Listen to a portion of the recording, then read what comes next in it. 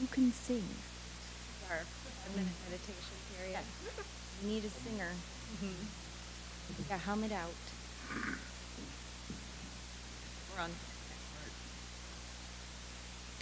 We're on. For those online, thank you for bearing with us. We've restarted the live stream, and I hope you all can hear at this point. I'm going to reread the chair's report for those who were not able to hear it online. This was sent to us by Candace this morning. Dear members, it's been a busy couple of weeks. We had our first snow of the season this past Tuesday, a full 2 weeks earlier than last year. I'm hearing mixed feedback on what to expect this winter. Some sources are saying to expect a warmer, wetter winter, but I'm seeing others that suggest it will also be drier compared to recent years. I think we all have learned to take these predictions with a grain of salt, knowing that PMC operates in its own unique ecosystem. Like we mentioned in the new member orientation, this is the time to stock up on essentials, get wood stacked or pellets delivered, and run through protocols for winter storms. On an exciting emergency prep note, our radio safety net has nearly 300 members and may have surpassed that by the time of this report. The saturation of radio users in such a small population is garnering attention from our state emergency response agencies, so I'm excited to see what this momentum can do for our community. I'd like to welcome our new members to Pine Mountain Club and thank everyone who came out to promote and support our clubs and committees at last weekend's fall orientation and meet and greet. Again, our volunteers are an invaluable part of this association. We would be a shell of a community if we didn't have such a thriving member involvement, so thank you. Following last month's committee conversation around utilizing an online platform for easy file sharing and workflow, the Governing Docs Committee is going to beta test SharePoint's free account access, ID and password login, no email, to see if this streamlines document sharing, version control, and continuity across committees and the association. If this looks like a viable path, we'll present a formal resolution to the board to adopt this plan for the rest of the committees. Lastly, I'd like to recap the win from our insurance broker since our policies were approved at the emergency open meeting on the 30th instead of our September board meeting. Part of the reason for the emergency meeting was a miscommunication with our broker and how things had been done in the past. Those will be corrected next year. But our broker was also aggressively negotiating all of our policies in the weeks and days leading up to their expiration. The extra time paid off, and the association saved over $47,000 in insurance premium increases. After the last year and in this disaster climate, to be able to hold our insurance costs from last year is a huge blessing. I hope you all stay healthy this season, and I look forward to seeing everyone next month. Warmly, Candace Bennett. Thank you. General Manager's report. Good morning, everyone, and a big thank you for joining us today. Whether you're here in person or tuning in via Zoom, it's great to see our community come together once again for our monthly POA meeting. So I've been on board well over 6 months now, 6.5 to be exact, but who's counting? Update on TIMCO, Model 435 FT4 regenerative street sweeper. So we received an invoice on our last repair involving the radiator. The vendor was claiming it's at our fault, somehow involving some rocks in the engine compartment. Initially, it was a conversation about it being warranted. As soon as I got alerted of the invoice, I called the sales rep. So I requested them to come on site, observe the sweeper. We'll run it, and we'll inspect, and we'll see the rocks in there. And according to maintenance, it appears to possibly be a defect in the manufacturing. Status on the T-Mobile Tower project as follows. Kern County reviewed the plan, provided comments, which will be addressed and resubmitted by the end of the month. When county determines the project is complete, they will schedule a hearing, possibly in December. The building permit will then be submitted. It'll take about 3 months to issue. Tower construction will begin in spring of 2026, May at the latest. So good news there. New member orientation took place last Sunday, October 12th. It was a great turnout. Thank you for attending, all new members out there. And for any other new members that missed it, please contact the office. I'd be glad to meet with you at a time that's convenient. Also, thank you to all the committees, the water company clubs, and everyone that participated. The follow-on meeting, which took place here in the Condor Room, it was great. There was a big turnout. There was a lot of folks in here. We also had a job fair on the same day to meet and understand what kind of local talent we have here. So we've got several folks that hit our booth. The pool closed on 10/13. I received several comments and recommendations to consider next year. We've started a post-review of expenses, labor, propane costs, repairs. We're seeing some good improvement on propane usage, some savings there. I don't have the exact number, but a few thousand possibly that we underran this season. But with all the expenses and everything involved with the pool and usage by all members, I'll be mindful next year. I'll review the current pool schedule and determine a plan for all swimmers and access next year. Winter prep has commenced. The pool is 70% winterized. A few more tasks to prepare for winter. Snowplow attachments have been inspected, and they were out on this recent snow. So great job, maintenance. Service and maintenance of the fleet and other equipment is ongoing to include any needed repairs or on-hand parts that we're going to need. Personnel performance reviews are 90% complete, which is better than 0% last year. We participated in the Great Shakeout. It was my first go-around for this. It was a great opportunity to partner with EP CERT, RSN, to further improve how the association can improve the public safety for the membership.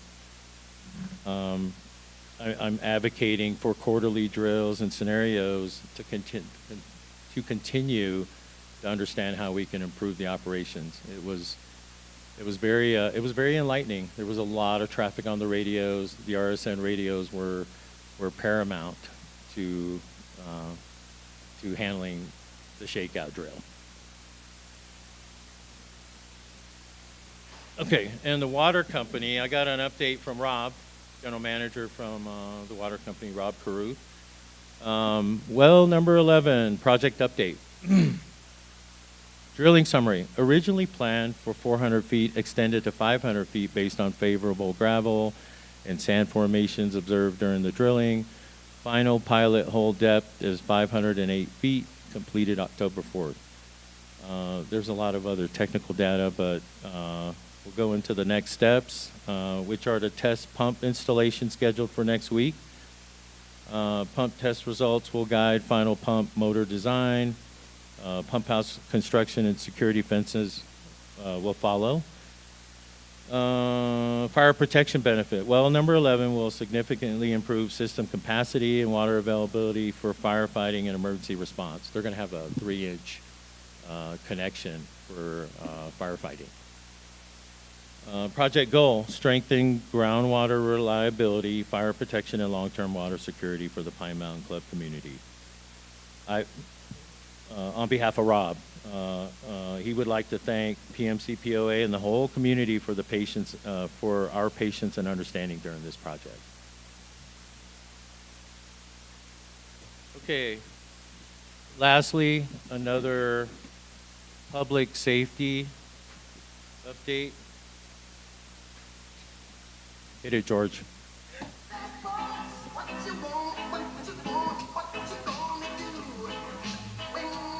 You can kill it, George. Okay, thank you, George. Okay, now I can't. Okay, in the past 30 days, CHP has responded 13 separate times. Approximately 27 citations have been issued for speeding and other violations, with 8 warnings.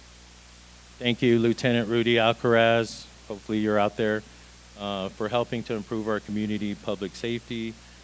Be safe, you and your team. And that's all I have. Thank you. Woo. Okay. More music. Yes, thank you. Thank you. Okay. Motion to ratify the draft of the association's July, August, and September 2025 financials in accordance with Civil Code 550. Treasurer's report first. Oh, sorry. I'm so sorry, Randall. If you insist, I just totally skipped you. I'm sorry. Okay, Sorry, who are you again? exactly. Treasurer's report. I'm so sorry. Randall Gates. Check myself. Actually, I had a piece of paper here and it just disappeared. Do you want me to skip you? Oh, we're good. She can do that. Good morning. What I'm looking for is I wanted to start off with something James gave me, which just disappeared in my book while I was getting organized. Last session we had some. Oh, this is not hard. Oh, can you hear me now? Two mics. Last session we had issues brought up by Director Arman on reserve items, replacements for the kitchen, and it was valid. And I wanted to spend a second. Just a lot of the work that George and I have been putting in has been to prevent excessive use of the reserves. So we've been looking at how to keep whatever's being replaced very tight within the rules regarding what can be used. But what Dr. Arman pointed out was, and it's kind of unusual in this day and age, there are less expensive but equal in value alternatives. And so that has now been put into the protocol for when someone is requesting something, and I just had it here and I don't know where it disappeared. That's funny. We basically, I recommended not changing the not to exceeds from last, so at the last meeting, we had NTEs based on the original estimates to replace this equipment. And I recommended, let's just leave the NTEs there because I know the work our GM and his crew can do. And they basically saved about $7,600? $7,700. And I apologize, I had this for a second. And so again, it was good input. It pointed out that we've been trying to avoid excessive use of the reserves, but we weren't looking at, is it possible something could be coming in below what a like for like would have qualified us for? So it was good information and came to a good conclusion, and I'm sure I'll find that piece of paper eventually. But so other than that, let me just go to my report. And I'm sure that page will show up while I'm doing this. George Esparza has provided the auditors with all information that they've requested for our annual audit, which is in process. And we'll probably be a little bit behind schedule, but not too much. And we're going to be going through the September financials here in a second. It's October. That's a big step. And there was a lot of work to get here. When the audit prep was done, we were still a month or so behind in the process, which is why we're still not quite at the approved 120 days after your year, and we're supposed to have the audit complete. So we're close. It should be, everything should be tied up well by the November meeting. And you understand how complicated it is. This isn't just the audit report. It then has to be reviewed and edited and commented by management. It then goes to the Budget and Finance Committee for a Zoom discussion with the auditors. And then it comes to the board for ratification and approval. So just explaining, there's a little more to that process. And also context. Davis Sterling only requires annual financial statements be reviewed by a CPA. And the association has always had the financial statements audited. An audit is far more comprehensive than really what's required by Davis Sterling, because it requires extensive testing and verification. A review, the standard required by Davis Sterling, only involves limited inquiries and analytical procedures to provide limited assurance. So it takes a little while longer, but it's more than we're required to do, and I think it's essential for the job we have at this small community to keep everything where it belongs. But we will miss the 120-day deadline, which would have been the end of October, but we should be fine through November. And I also put forms up on the counter over there. Again, anybody, right now, we're required by civil code to mail a physical copy of the audit report to every member on record, unless they have opted out. The forms are on the counter over there, and you can get them from the receptionist if you don't have them. If you're just happy to get an electronic version through email, it saves time, money, and paper. So again, if anybody in the room hasn't made that decision, the forms are there, and anybody online can request them from the receptionist. And just cut down postage, paper, and a lot of busy work. It's called the Member Information Email Update Form.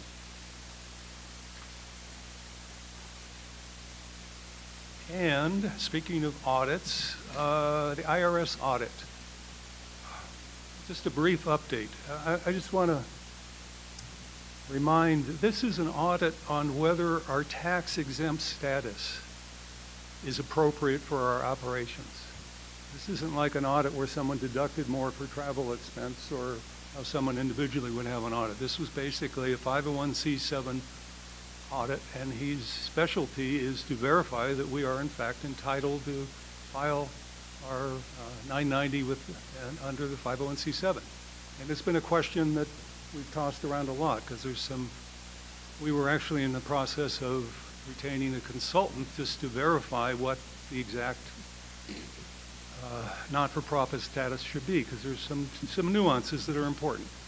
And so in a way, the audit notice from the IRS was good news, because they're going to do it on their dime. Bring this up to current day, though, on October 8, 2025, the agent indicated he had been furloughed due to the government shutdown. So I don't know when we will get this input on our not-for-profit status. I look at it as a good thing. I think there's always been questions, and there's things we could do better if we had verification of what exactly is correct. So he basically said as soon as he's back to work, we'll hear from him, but he doesn't know how long that'll be. So, George, you want to put up the September financials? This is the, and I apologize, these can't really go out with the agenda, because we don't meet with the Budget and Finance Committee until the Wednesday before the board meeting. So we can't really include, for those in the audience, the final page of your agenda for today is the Treasurer's Report, one-page summary. And for you online, it should be showing up as well? Okay, good. I'll make it quick. By the way, the Budget and Finance Committee was dark in July and was bumped from their spot in August. And so they have reviewed and recommended approval to the board of the financials for September and the 3 months ended. The 3 months ended obviously include July and August, but the July-August have not been separately reviewed by the committee, although the executive subcommittee has reviewed them of the board and recommended them as well, or they will be briefly. So if you look at these numbers, which for a lot of people is probably a big thing to ask, for the 3 months, for the first quarter of the year, we're about $221,000 better than budget on expenses. And if you look at this format, you can see it's been changed from before to where you can actually see where the pluses and minuses are by department or amenity. The whole goal is to make this easier and not put people to sleep, honestly. For the month, we're $47,000 better than budget. And just a few of the high notes. Interest income went the other way. We're worse than budget by $7,000 for the first quarter. Interest rates, and you'll see a resolution later on the agenda where we're going to make some moves to get better returns on our money now that we've caught up from all the recovery work on the sink and the Axis banks and everything else like that. We've been getting insured cash sweep returns, which are good, 100% FDIC insured, no matter what our balances are. So there's no risk of loss of principal by default, but it's not the best return. We've been looking at T-bills, Treasury bills, potentially a point or more. return. So interest income was below expectation, but we expect it'll be above by the time end of the year comes. General and administrative, better than budget by $67,481 for the quarter. Principally attributed to payroll expenses being better than budget by $35,000 due to unfilled positions, and a very consistent scrutiny of pretty much everything that comes across, whether a purchase order, check, contract. There's been savings. I don't know if we mentioned the post office. Is that contract, it is effective now? It is. And that's approximately $1,000 savings a month just there. So everywhere you go, there's been a lot of these are down, but there's also an awareness that all these lines are being watched quite effectively, and I think that's a good thing. Clubhouse maintenance, also better than budget by $21,000. Utility expenses have been much lower than expected, a combination of rates and usage. So again, I think people are being a lot more conscientious on what's being done and what it takes. Maintenance operations, this is pretty much the roads. $15,007 due to unfilled positions in payroll. Saved $10,000 under the primary contract for road asphalting and road striping. In case you were wondering what it costs to stripe the roads after they're paved, it was budgeted for $16,000. And my understanding is they were trying to find a firm that could provide assurance that the line would remain in the center of the road. If you understand that point. And I know Bob was working to get competitive bids, and it took, at this point, it's a little late in the year to be putting down stripes, but I've been assured that when they finally do go down, they will be actually in the center of the road. So I figure I'll be happy with you'll be okay with that delay considering the outcome. Far right column, better year-to-date variance, where I mentioned the 221, drops to 188,720 for the 3 months for the first quarter. And that's just due to this transfer of foreclosed assets to property of 32,788. It's not something we budget. It's not really predictable. We may have incurred legal expenses and other out-of-pocket costs related to foreclosed property. When they're foreclosed, that is our basis in that property, and it gets moved over into the property fund. So it technically is coming out of operating, but it's going into our property fund. So it's a bit of a wash, but it does drop our better than budget down a little bit.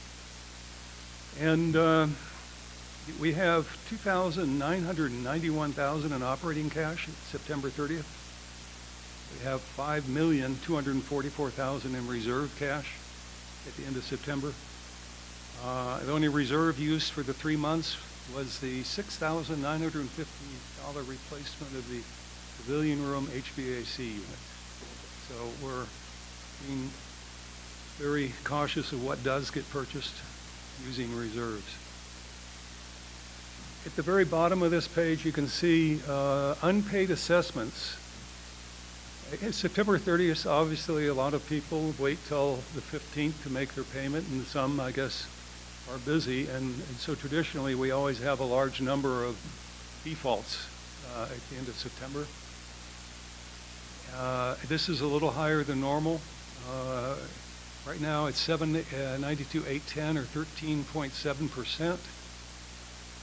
That's 152,000 higher than this time last year, or a 2.4% increase. So disconcerting. It could just be the times in the economy. Normally, they get notices of default, and a lot of members wake up and quickly pay the arrearage, and we're fine. So we'll see by the members' meeting if this is something unusual or just an anomaly at this point. But not everybody has paid as of the end of September. And the entire, for those who just can't wait, the entire 22 pages of the financial summary behind this one page that was online and at the back of the agenda, will be part of the weekly Condor. So if anybody wishes to peruse, anytime you see a number on this top sheet, you can see a page number that goes back and there'll be more detail. We will still have a town hall sometime after the audit report is finished. And anybody has questions or wants further explanations, we'll have more time than trying to do this in a meeting where it's difficult to actually get into the details. Thank you so much, Randall. I wanted, did you find it? Showed up, yeah. Oh, are you kidding me? I told you, never fail. Yeah, $7,742.16 savings. Thank you, Josh, for bringing that to our attention. Yay. Because it's now a policy change as well. So this showed that we were looking for excess, avoiding excessive use, and yet brought a valid, in this day and age, it's hard to imagine anything is less expensive, but you pointed it out. Thank you. All right, thank you. I wanted to remind everybody, too, that we have started implementing the recap email that comes out next Friday, and it will include the general manager, chairperson, and treasurer's reports. So you'll see them there, and the meeting highlights. So look out for that if you want to reread any of this. Okay. Motion to ratify the draft of the association's July, August, and September 2025 financials in accordance with Civil Code 5500 and 5501. Second. Discussion? All in favor? Motion carries. Committee minutes acceptance. Committee minutes record. We received committee minutes from Communications for September 2025, Planning Committee September 2025, and Environmental Control October 2025. Do I have a second? Second. Any discussion on committee minutes? All those in favor? Motion carries. All right. EC recommendations. Approve Environmental Control Committee project recommendations. There were 4. And there were no cottage industry permits. Do I have a second? I need a second. We're just approving them. Okay. Members Open Forum.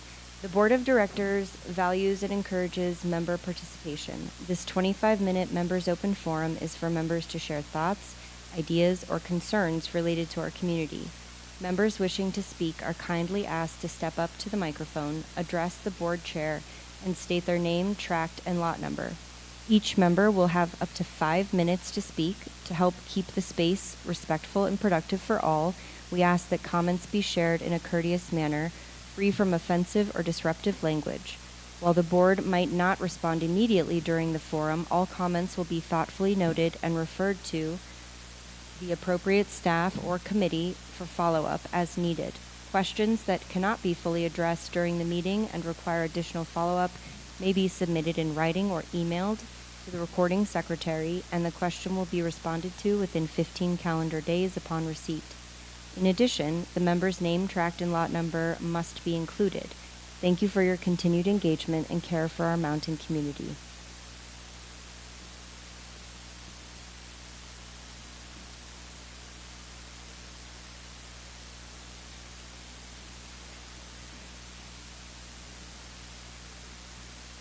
Sound check.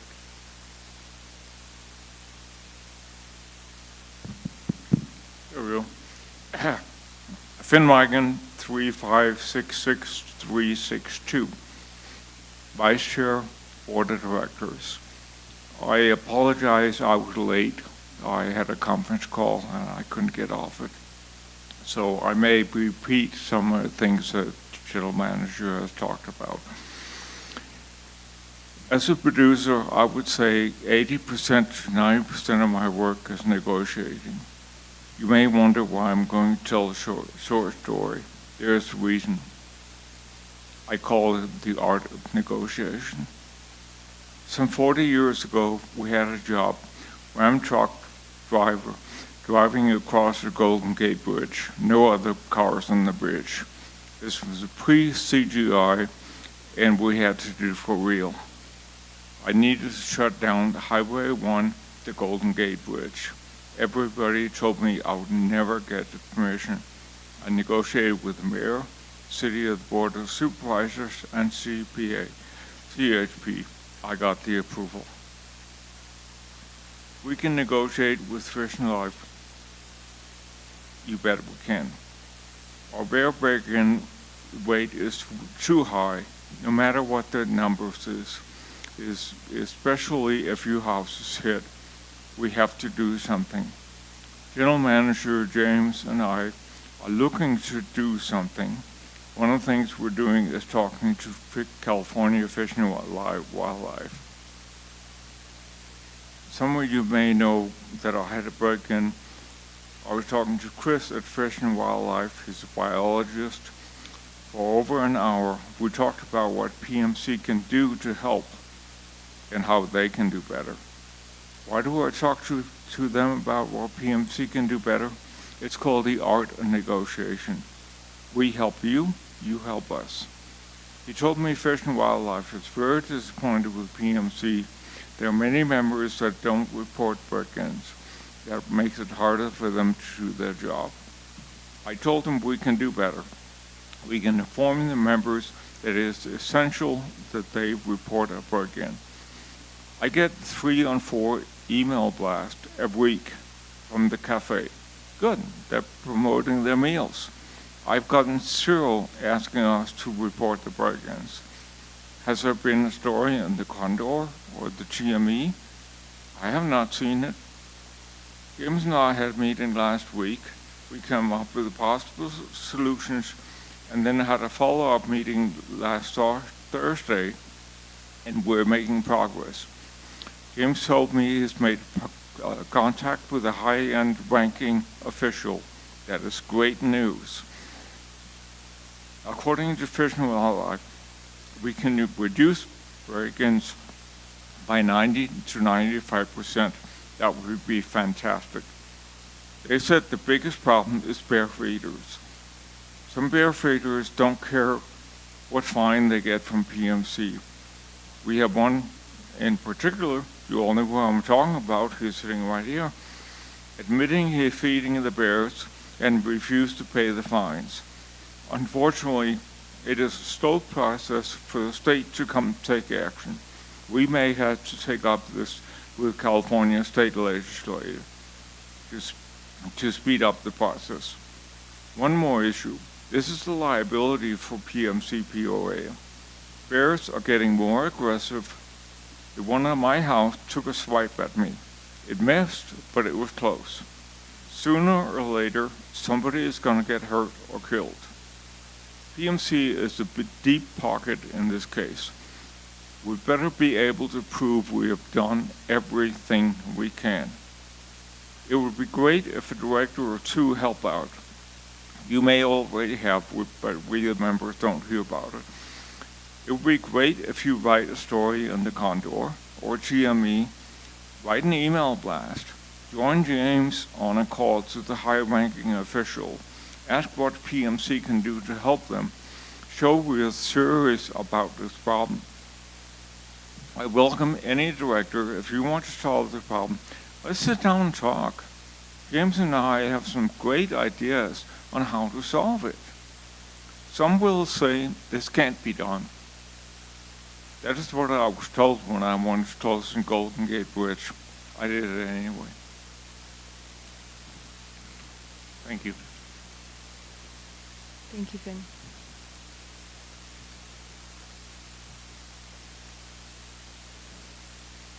Are there any more members who wish to speak?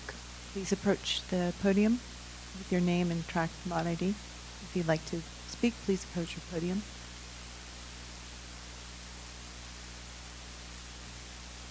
State your name and lot and tract.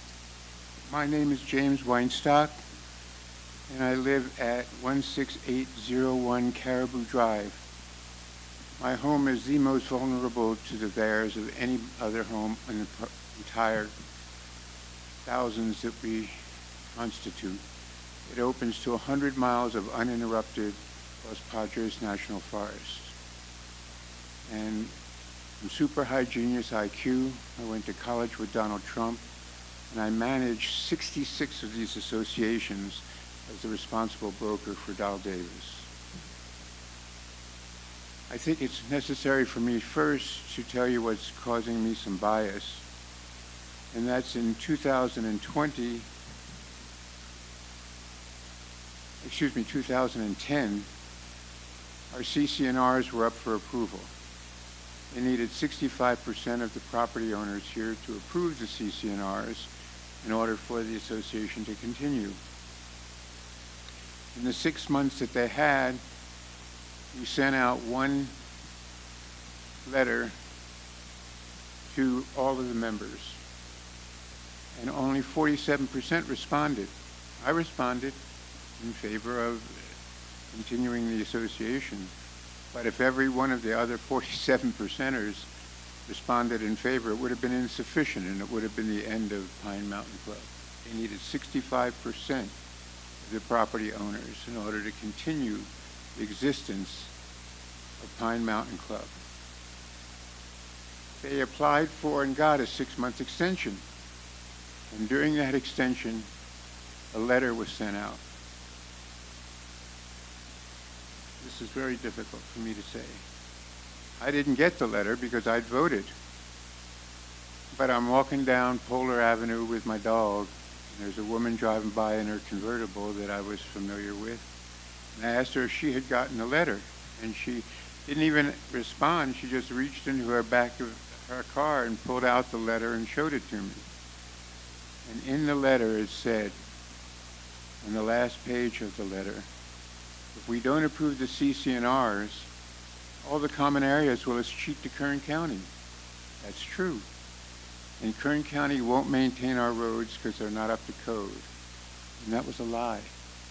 Kern County not only maintains every single road, but I talked with the people who do the maintenance, and I talked with the people in the government over there, and they do a magnificent job. But when the letter went out, imagine, you're living up here and you believe that, and they're not going to maintain the roads, and we're getting 4 feet of snow in the wintertime. You wouldn't be able to leave your house for a month or two. And it got our CCNRs approved illegally. And that's who we are right now. I don't have any desire to bring down Pine Mountain Club, but I do have a desire for the people here to realize these bears are live human beings in a bear outfit, and they haven't taken a single human life in the history of the state of California. Not one human life has ever been taken by a black bear.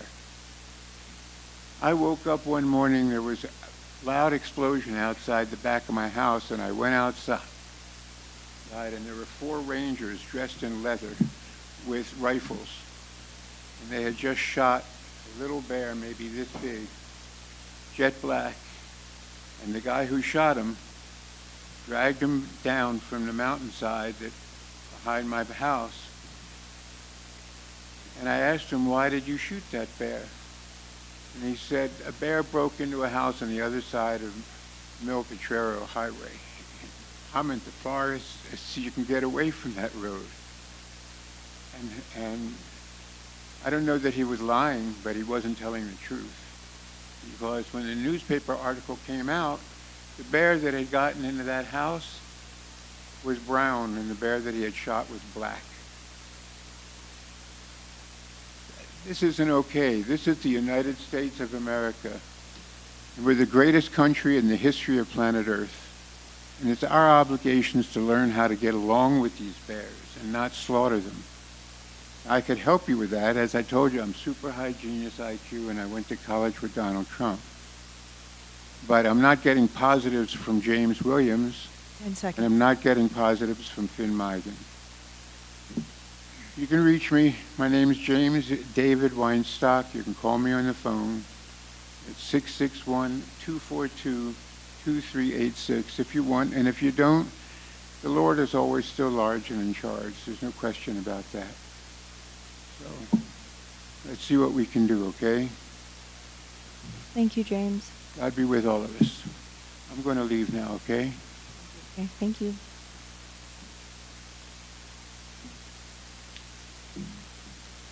Do any additional members wish to speak? Alrighty. Old business. There's none. New business. Director Bennett's not here, so it's Nicole Gates. I, Nicole Gates, move the adoption of the following resolution. Resolution, do I read everything, Madison? Usually? Okay, I know Candace likes reading the whereas.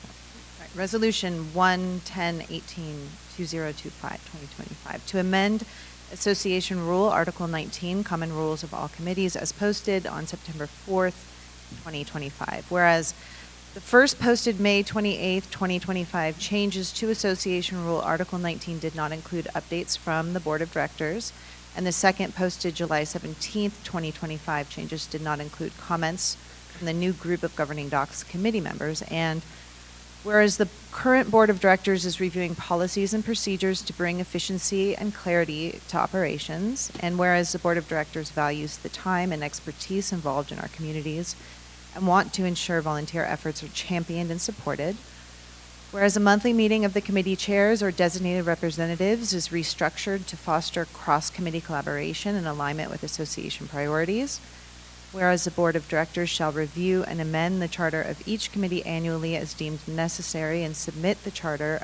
to the committee for additional comments, ensuring that committee efforts are aligned with organizational and Board of Director priorities. Resolved, the PMC POA Board of Directors approves Resolution 1-10-18-2025, the update to Association Rule Article 19, Common Rules of All Committees, as submitted. Second. Discussion? Discussion? Any discussion from the members? Okay. All in favor? Motion carries. All right, Director Randall Gates.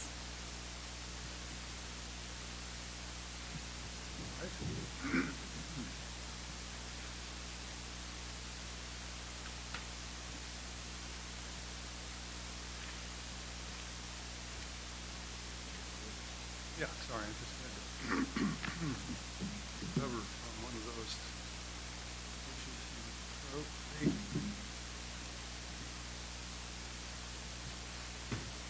I, Director Gates, move the adoption. Yeah, sorry. I, Director Randall Gates, move the adoption of the following resolution as posted. I'm good.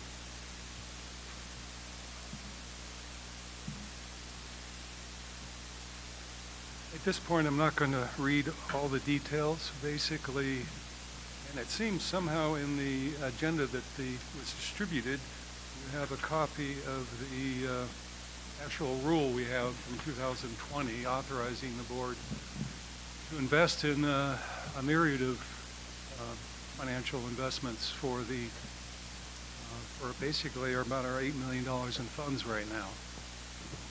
Is this, I'm sorry, can you hear me? No, there we go. Okay. This resolution is just to open an account with Treasury Direct. It is a no commission investment on treasuries. You can go directly U.S. government. You can pick 30, 60, 90, or even further maturities, fully insured. We don't have to worry about FDIC and move them around.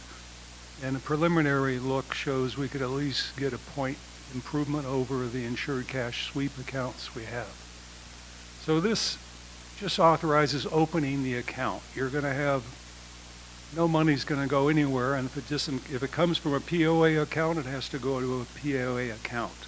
This is subject to it's no different than any other way we manage money here.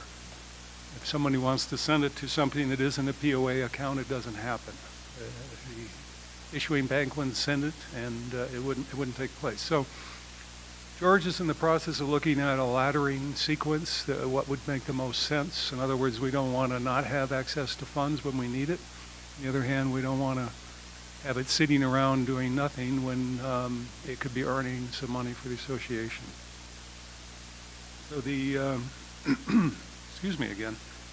Again, we have an investment policy, which may be in your agenda, basically authorizing the whole process around this, the checks and balances, treasury notes, bills, certificates of indebtedness, actually some far more aggressive than I'd ever be comfortable with.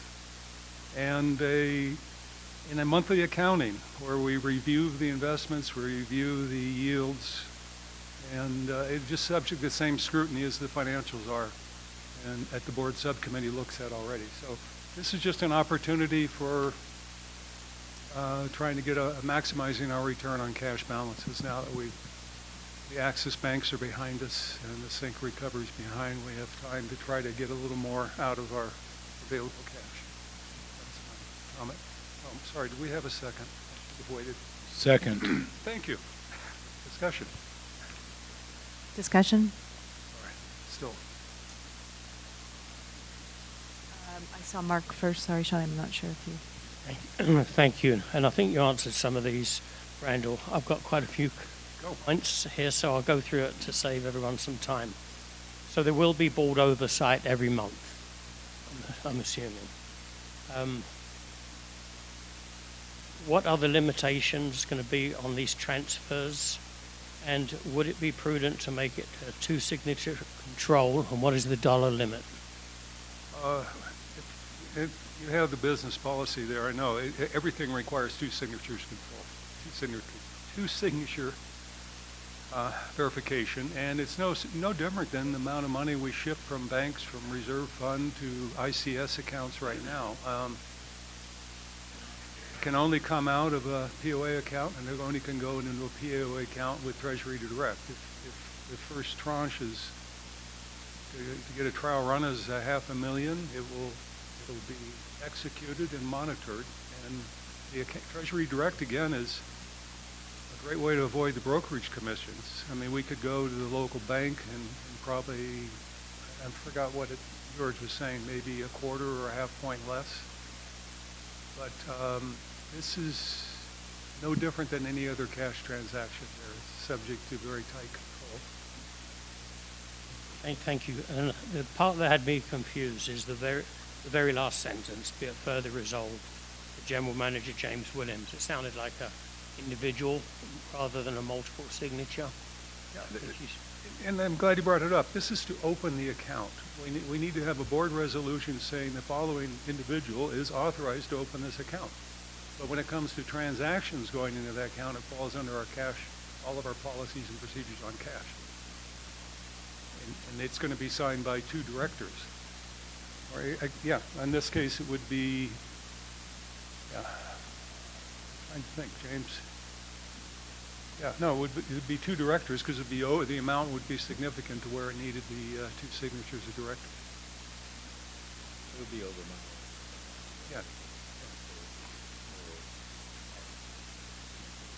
Thank you. Yeah, so yeah, this is just, again, this is just to open an account. What has to be in for day-to-day management of cash? George is going to present, this is what he wants to do. It'll be approved. And then the funds won't be transferred. The funds won't be transferred until that's signed off on by two directors. And then at the end of the month, we will have an accounting just like all of our other cash is managed. It's really no different. Right now, we have insured cash sweeps that are automatically spread amongst all sorts of banks to keep the FDIC under the FDIC limit of $250,000, and it's fairly transparent and just standard operating procedure. So this would be no different. We would move money out of one account into the Treasury Direct account, invest it, and then end of the month we'll have a statement from that account, no different than a bank statement, and it'll be reconciled. So, and happy to go through the first month we do that with you, just to make sure we got everything in order. But I'm comfortable that with George and James managing this part, it'll be fine. Sean? So, my understanding now is that this is insured. This account would be insured. Now, You just said a $250,000 cap on insured funds. If we go over that, if we put 500,000 like you were saying, would that also be insured or not? I have to clarify. Right now, we have insured cash sweeps, which is a oddly legal and widely used. If we had $4 million in one bank account, we're only insured for $250,000. Correct. Okay? And then if you recall that this was 6 months behind happening last year. So now every penny we have is in an FDIC insured bank account currently. So that if we might have to wait a while for money, but we wouldn't have to beg for it. It would be our entitled to it. T-bills, for example, are guaranteed by the U.S. government. So they're not technically, I don't know if they're technically insured, they're just guaranteed by the full faith. There's a clause. So these are, the 250 doesn't. Full faith and credit. Thank you, sir. So basically that's the backup to with the FDIC insurance, basically. So Our money is safe then, basically.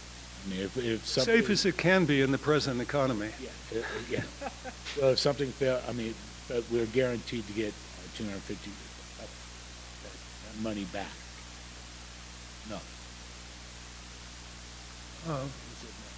Well, it's guaranteed. I mean, the benefit of, okay, right now the insured cash sweeps are essentially money market accounts with the banks at under the $250,000, and they're FDIC insured. That bank goes under, it may take a while to get our money, but we are in line to get paid. The T-bill has a very liquid market, and if we stay short, again, we have to, this is the starting point. We have to work out the laddering, what it would look like 30, 60, 90 days every other week, so that we're never in a position to need money and don't have it. And the shorter you are, the less you have to worry. We'll go for comments in a second from someone who said that you're not guaranteed. But this is highly secure, higher yield than we're getting now, and with the Treasury Direct process, it shouldn't involve a lot of extra time from management to make it happen. We don't need to necessarily hire a third party to charge us a fee to do something that could be managed efficiently.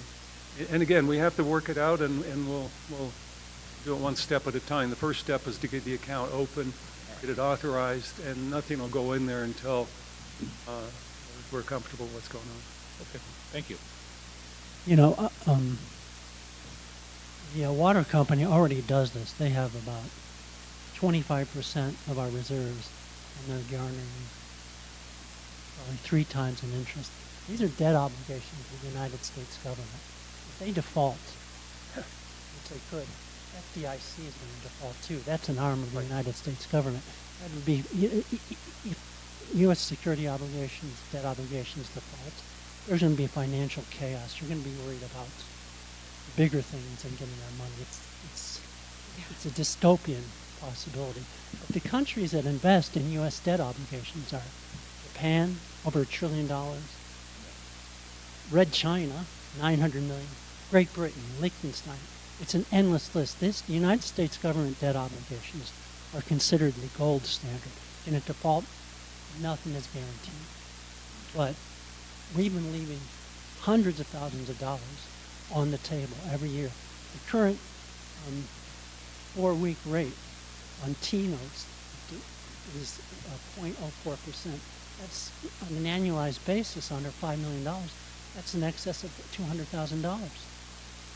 So I don't we've made the slow move toward being a little more financially sophisticated. Insurance companies do it. This is not gold coins or cryptocurrency. And they're considered a safe investment. The United States of America.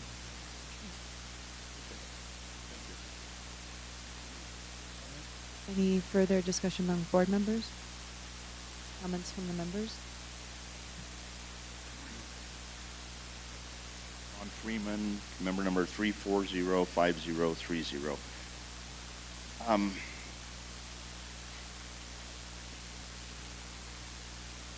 pull those back up. One, Randall, I want to commend you on what you're trying to do here. It's very important that our assets generate as much for us as they possibly can. I think that's really great. My concern is, as Director Bailey brought up in this line, says that General Manager James Williams has signatory authority to open and manage. The wording in that regard, and no offense to James at all, is that he can manage that account, is how I read that. Unless you change that, I'm not saying he would do anything nefarious, but that, to me, authorizes him to manage the account. And what brings my question up is, managing that amount of money is a full-time job. That's not something to be taken lightly. I mean, I do day trading as a hobby with very small amounts of money. The amount of knowledge you have to have in a market to handle being able to invest those things, I think shouldn't be left to a layperson when we're talking about the sum of money we're talking about that you guys are all responsible for on our behalf.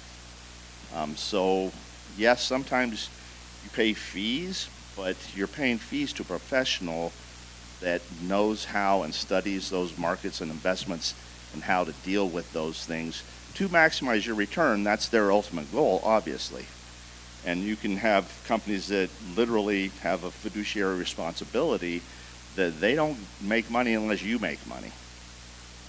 So my personal opinion is that I would be leaning more to a professional handling the large sums of money that we're talking about. Go ahead and respond, yeah. Yeah, let me respond to that. James is the general manager. George reports to him. It was not, to put George in this application is not appropriate. James is an officer. He's, as a manager, he's allowed to delegate to our very competent accounting manager as far as the day-to-day transactions, no different than our bank accounts, where all this money presently sits. I think this in my opinion, the association should be risk averse in its investment policy. It does take a lot of work to manage this money if you're trying to squeeze a lot of the returns out, short selling, option trades. As you know, my background's in SEC work. I've seen a lot of market caps go from billions to dollars overnight. I don't think we want to be taking that kind of risk with the association's money. The only reason this is structured the way it is, it's very simple. No commission, 30, 60, 90, 120 days laid out ahead of time and approved. Liquid, if you got to sell it in a heartbeat, if you got a ready market, as Doug was pointing out. It's a very liquid security, but the risk of principal loss is pretty about as close to nil as you can get. I personally would not be very comfortable with someone who had a more aggressive investment strategy that we're talking about, the day trading and thing like that. That's not, I don't believe it's prudent, because no matter what they say, it can always go sideways. And we have enough instances where it's the unknown unknowns, right? But we know they're out there. It's just the risk of volatility is too big, and we don't want to explain where the money went. And so I wouldn't go with anything that wasn't fully insured or fully guaranteed by the full faith, whatever you said, Doug. And I agree with his concerns, but this isn't a portfolio management.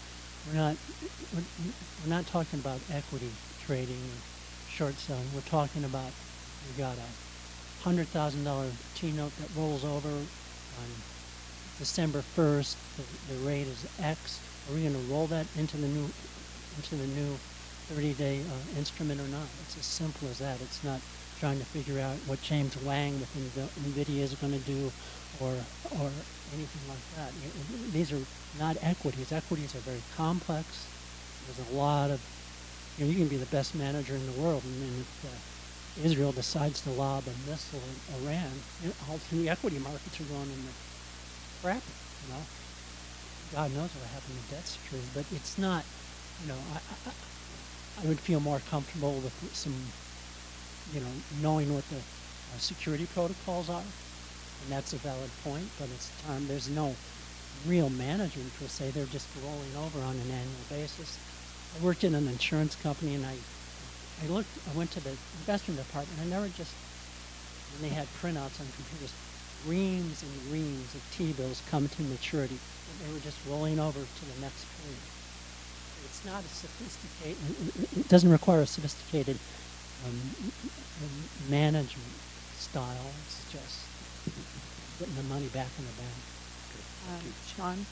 Yeah, and I understand the concerns that the member had about one person controlling this this particular account, but that's not in fact the case here, because we do have in place procedures that the GM is not going to be able to just take without at least two board members that are officers giving him the permission to take.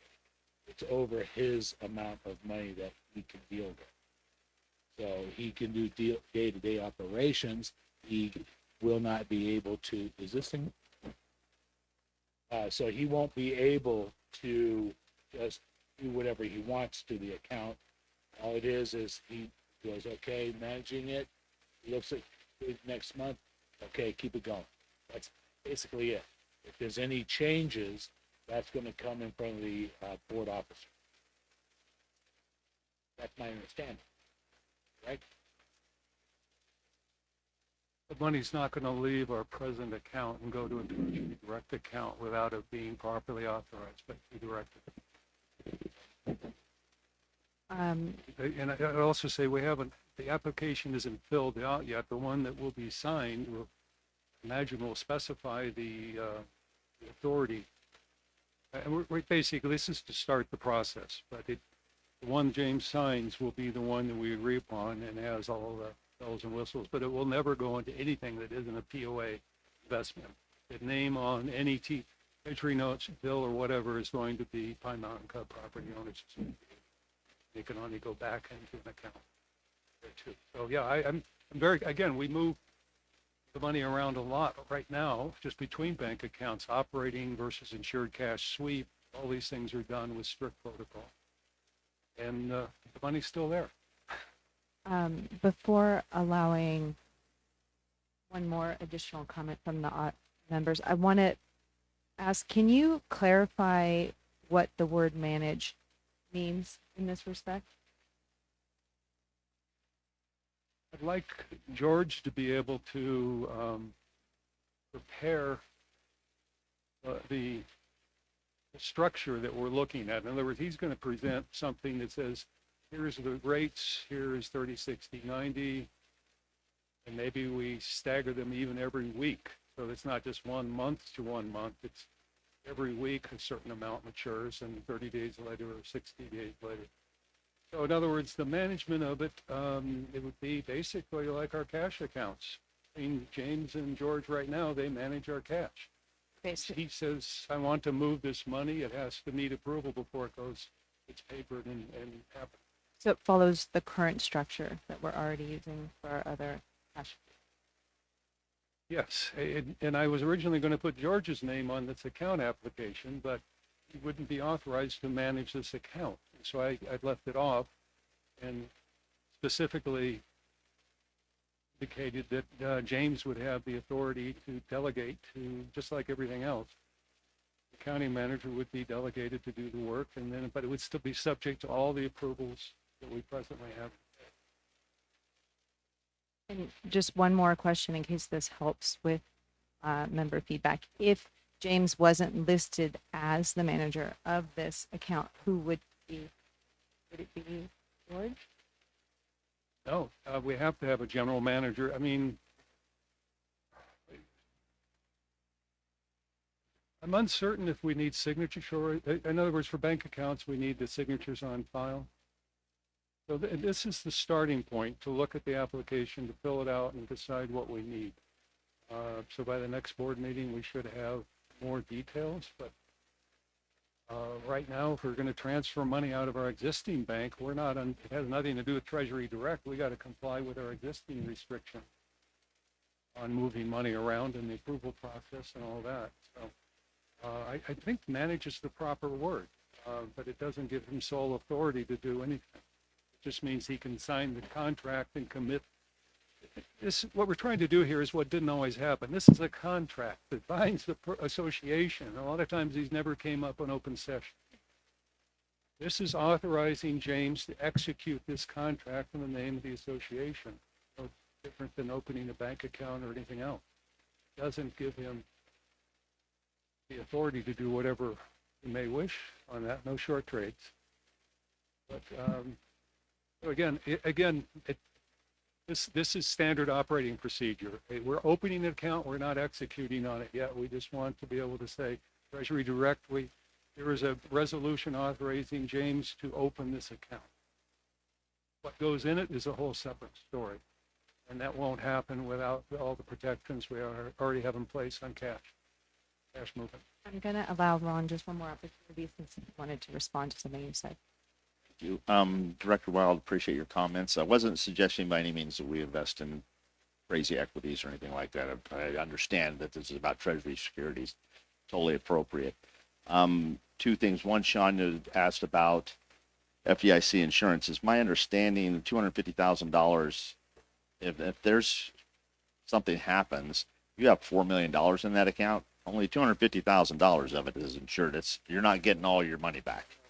And you're not getting your money back if it's mismanaged. You're getting your money back if it's default. They're completely different things. And then this is just a quick note on this where it says that the general manager, James William, I would think possibly you would want to remove his name and just say the PMC general manager to avoid a future board when James is no longer the manager here to have to go through this whole process, explain this whole thing again by changing this document that specifies his name directly. By just using his title as opposed to having the person's name in there might save future boards the hassles of having to go through this whole process again.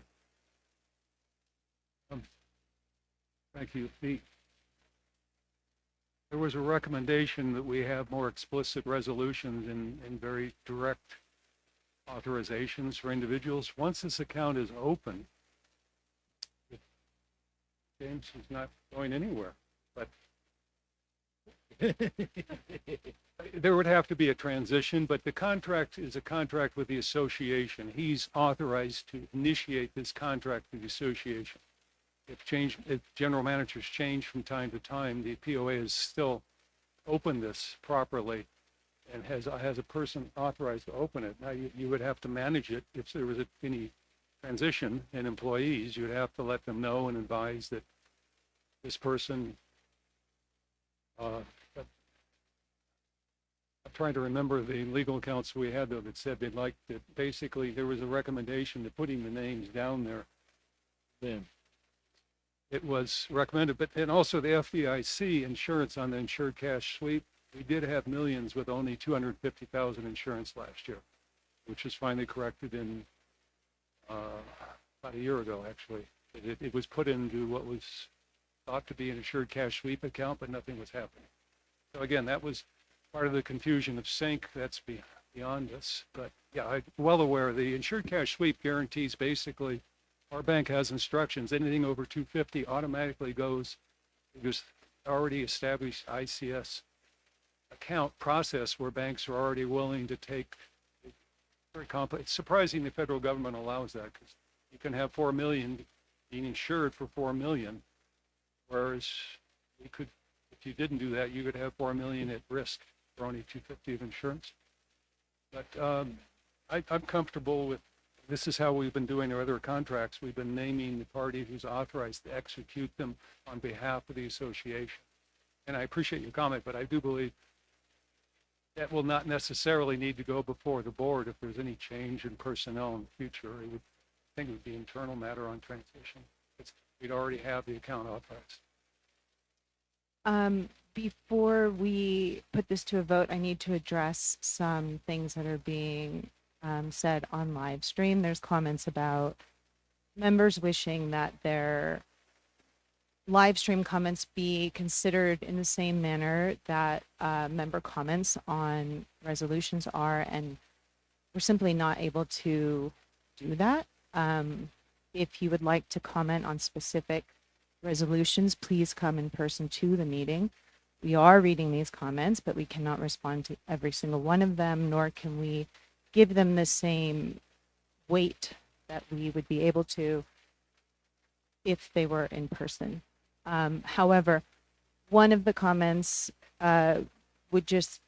is useful for clarification because we've already discussed this, but if you could please restate that this contract and this process would follow the same guidelines we already have in place about the two director signature. Can you please just restate that because there seems to be a lack of clarity on that. I'm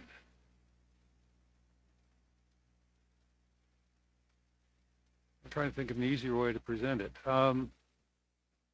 This opens a contract. It does not authorize putting any money into it. That'll be done once we have an internal discussion and an agreement on how much and how long and the maturity dates and ideally with the zero risk profile. That money will not go to Treasury Direct without it being signed off by two officers.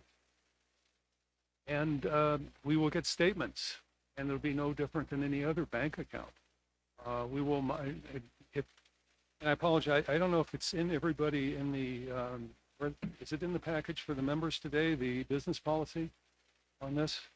I know it was included. There will be a end of month recap of this investment and where it stands and what's going on. It'd be no different than any other bank account on the financial review process.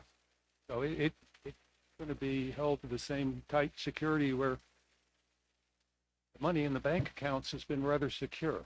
And it's just the spending of it's where we've been trying to add additional controls. But our bank management with our domestic banks now are fine. I have no concerns. And this follows established protocols. It will fall into the same. Yes. Yes. So I just want to assure the members that this will follow the established protocols that are already in place and the controls around that. This is essentially the same as what we do with the bank, only it's through the federal government, correct? There's really no substantial change, but the same protections are in force. That you know. Exactly. We move $1 million out of our reserve fund to the Treasury fund. We still get a bank reconciliation and a statement for the reserve fund, and we also now have a monthly at the same time. See cash out, cash in. If monies are going back and forth, it's a very no different than having a separate bank doing this essentially, other than it's the U.S. government. And we hope they're not all on furlough at the time, but that's another issue. And, you know, banks do fail. 2 years ago, the Silicon Bank failed. And it's a regional bank, and regional banks, and I think most of our banks are regional, are the ones that had traditionally been most at risk for so this, you know, federal government thoughts. I'm pretty sure you have to pay taxes on it. I don't know how it works for our organization, you know.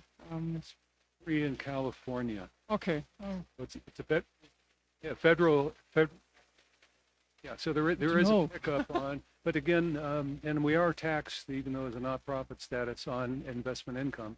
So it's not, you know. It's actually, a net yield after tax is actually so better than what a bank. Add any problems to our situation? On the classification. I'd love to have a problem with too much income on our cash, but we're not anywhere near that amount. They base the calculation on our gross assessment. And so if we came, I think it's 25%.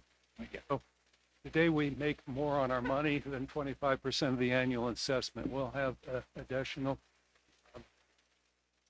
member appreciation days. Okay. Is there any more discussion from board members. Um, you have a second? All in favor? Right, motion carries. I believe we have a single no. Oh, sorry about that, Mark. Mark abstains. By the way, thank you for the vigorous discussion. It's always useful. Okay. Next, I think my mic, oh, it's on, right? Okay, Director Randall Gates again.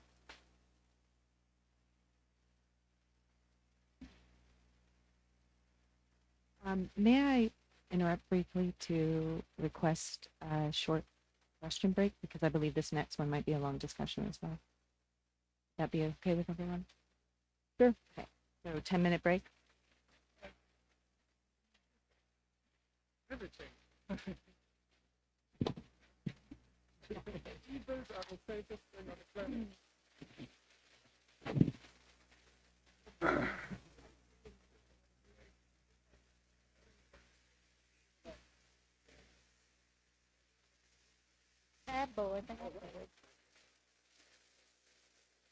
Loved it. Loved it. I want it every time. I actually was thinking.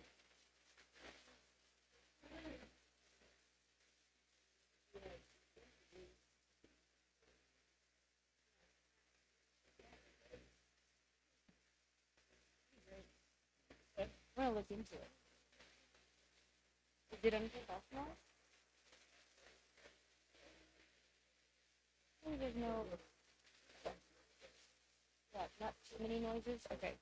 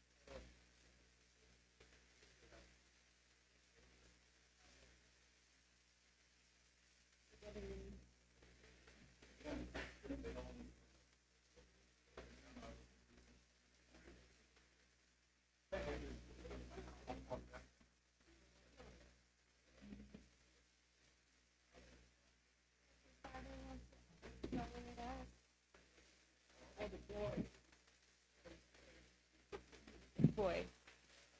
Yeah. Oh dear. Did you see the hilarious photos that whatever Brandy posted? No, Brandy posted them herself. I know. But they're so cute. I think they're adorable. I'm like really protective when it comes to Okay, I get that.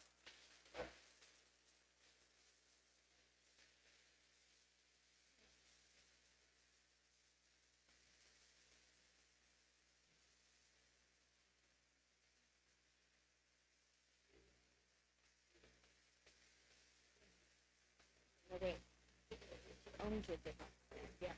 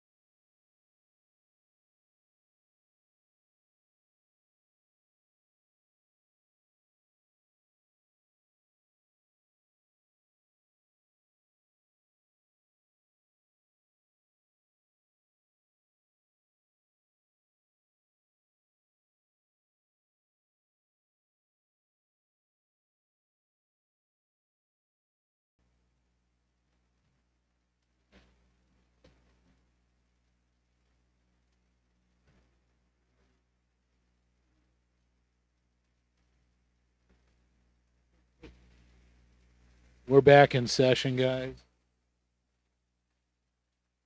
Audience, thank you.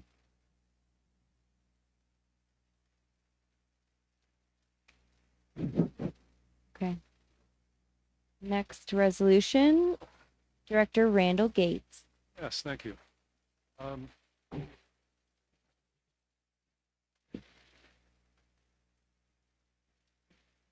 I, Director Randall Gates, move the adoption of the following resolution as submitted. I'm going to leave a few whereases out. Actually, let's get it seconded, and I'll just do that in comment. Second. Let me comment. This is a long one, and I just want to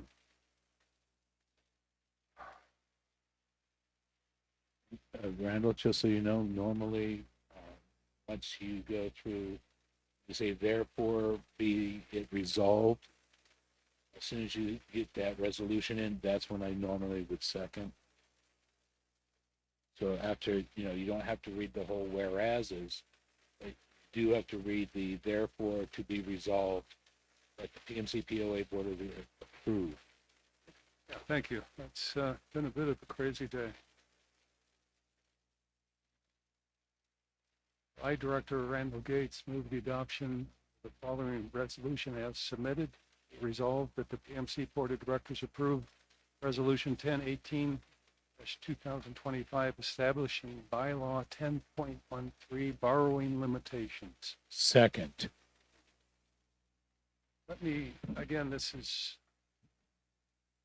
has a lot of whereases, and I'd like to just cut to the chase on some of the comments. I don't have to read them all, but presently we have no restrictions on the board's ability to borrow. Period. California Corporate Code grants corporations the power to borrow unless there are restrictions in the governing documents. It's very clear that we are members are allowed to place restrictions on the board. It is not prohibited in David Sterling whatsoever.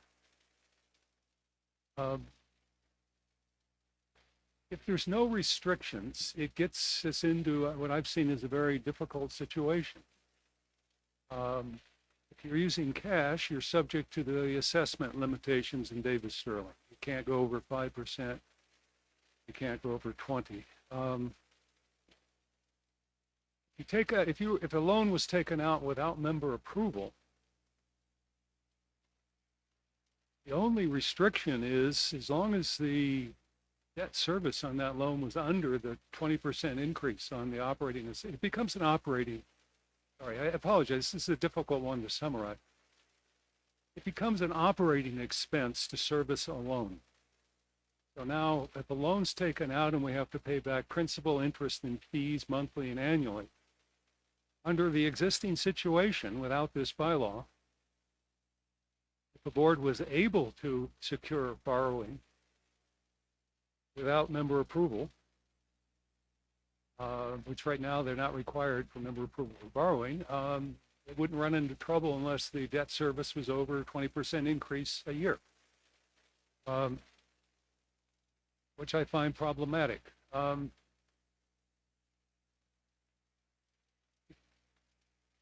The whole sink access situation, there's always a possibility some bank is going to try to be creative and find a way not to have the members guarantee repayment. Conventional wisdom is a bank's going to say, yeah, you want 10 million? Well, give me a special assessment by the members, approved by the members, saying that they'll repay this $10 million and whatever interest and, fees, etc.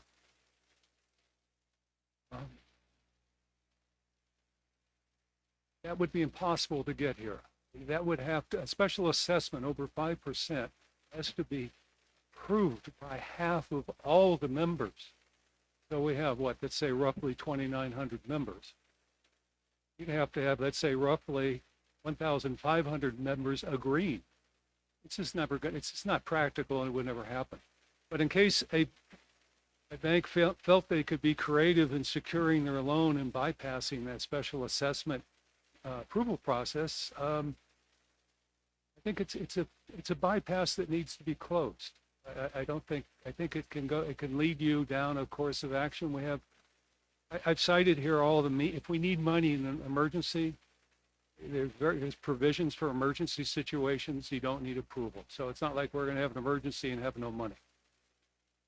We can borrow from reserves. If it's a short-term cash squeeze that by the end of the year is fixed, we can borrow and repay from our own reserves. And I don't want to rule out leases for equipment if they meet the stringent valuation of equipment purchases. Really just a purchase. But bypassing the protections of Davis Sterling is what is possible if a financial institution was willing to loan us money. I would try to talk them out of it, but you never know.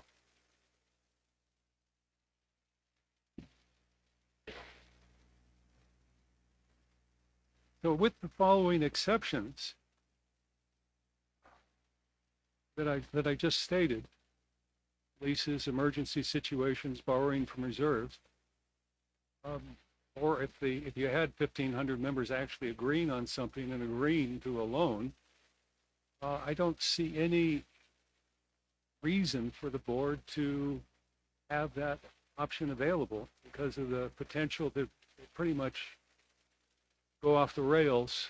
And I don't think the membership would be very happy to hear about that, but it would have been legal. So, any questions?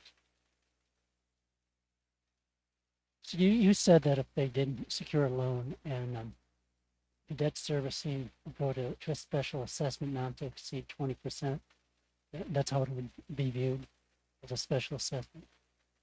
The 20% criteria is for if we have the operating budget, and once there's a loan, the debt service is an operating cost, so it can be included in an operating budget. And as long as the budget didn't go up by, the assessment didn't go up by 20% to cover a loan service, it would be in compliance with Davis Sterling. About in successive years, would that still accrue to the 20% limit, or is it already baked in? Thank you. It would be subject to another 20% increase.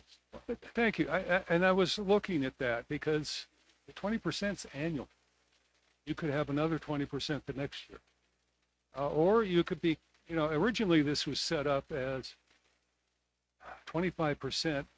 There was a bylaw that was removed. The 25% of the annual assessment was the board could do that. But there was no limit on 1 year after another. Aggregating these things. And it just seems, I'd like to err on the side of more protections for the members and just keeping us within, I don't think it'd be very popular to do something like that, but it would be hard to call it illegal if we don't have a bylaw saying you can't do it. John? So basically, right now, what we're talking about is years ago, when we had a previous board wanting to do a remodel. It was dubbed the Taj Mahal. We did have members of the community go out with a petition, and we were able to secure a spending limit.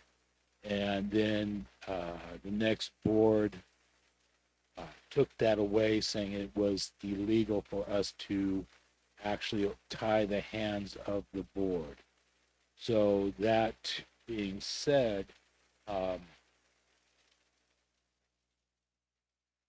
should we not be able to tie the hands of the board? And that's why there's so many whereases here. I want to just make clear what the laws and the rules are, period.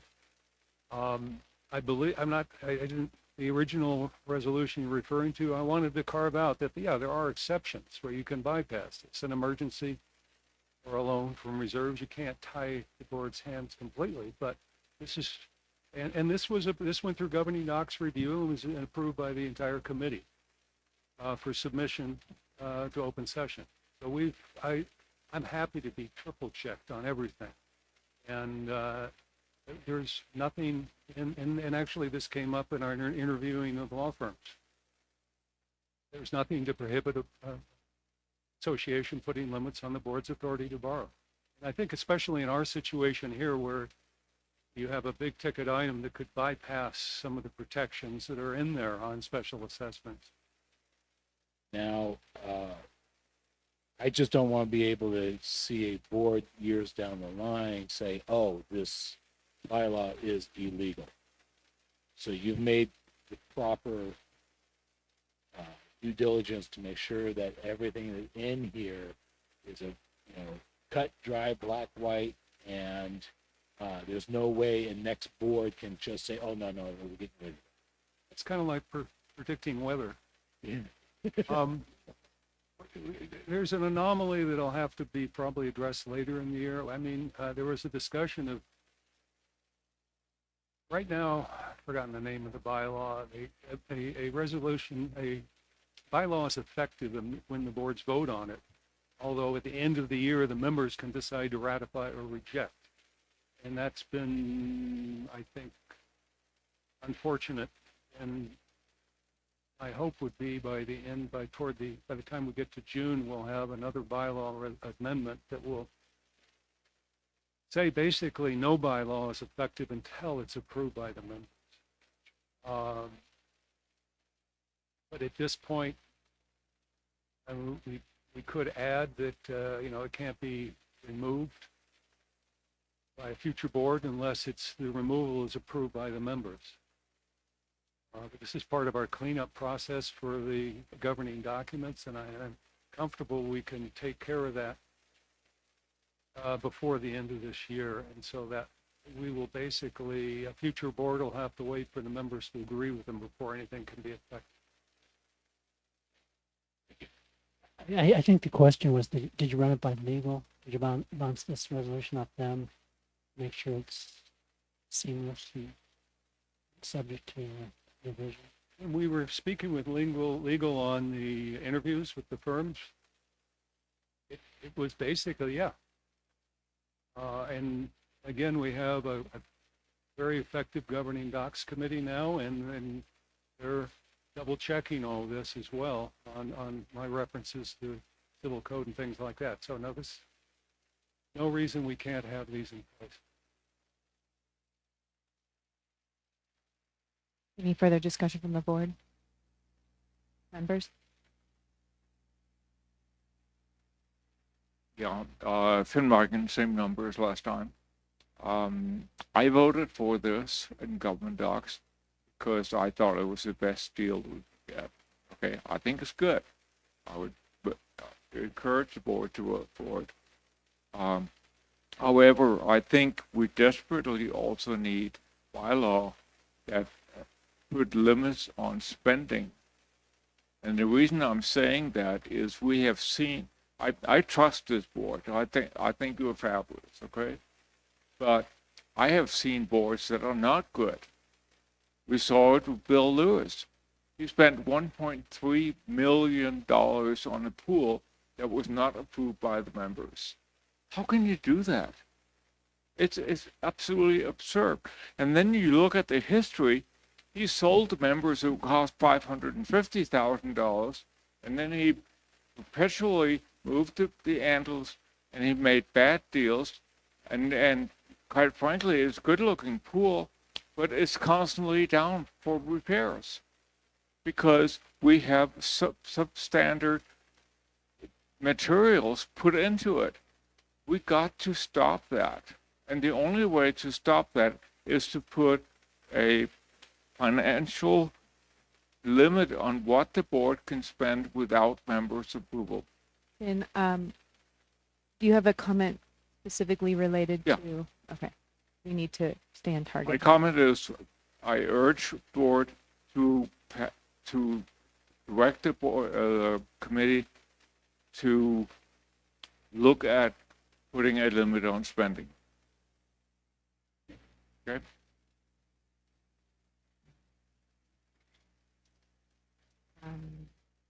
There's no further discussion.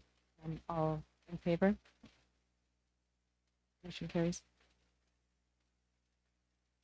Okay. Motion to amend business policy F19 annual budget process. Second. This isn't ready for approval. It shouldn't be. This needs to be. I'd like to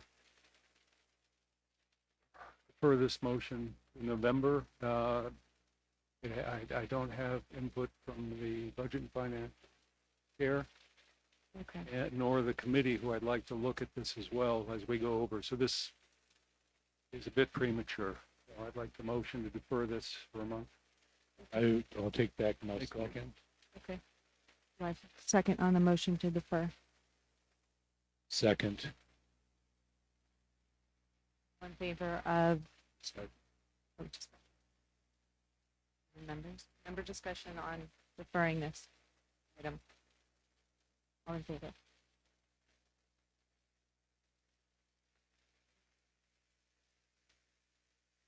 All right. And motion to appoint the annual budget working group. Again,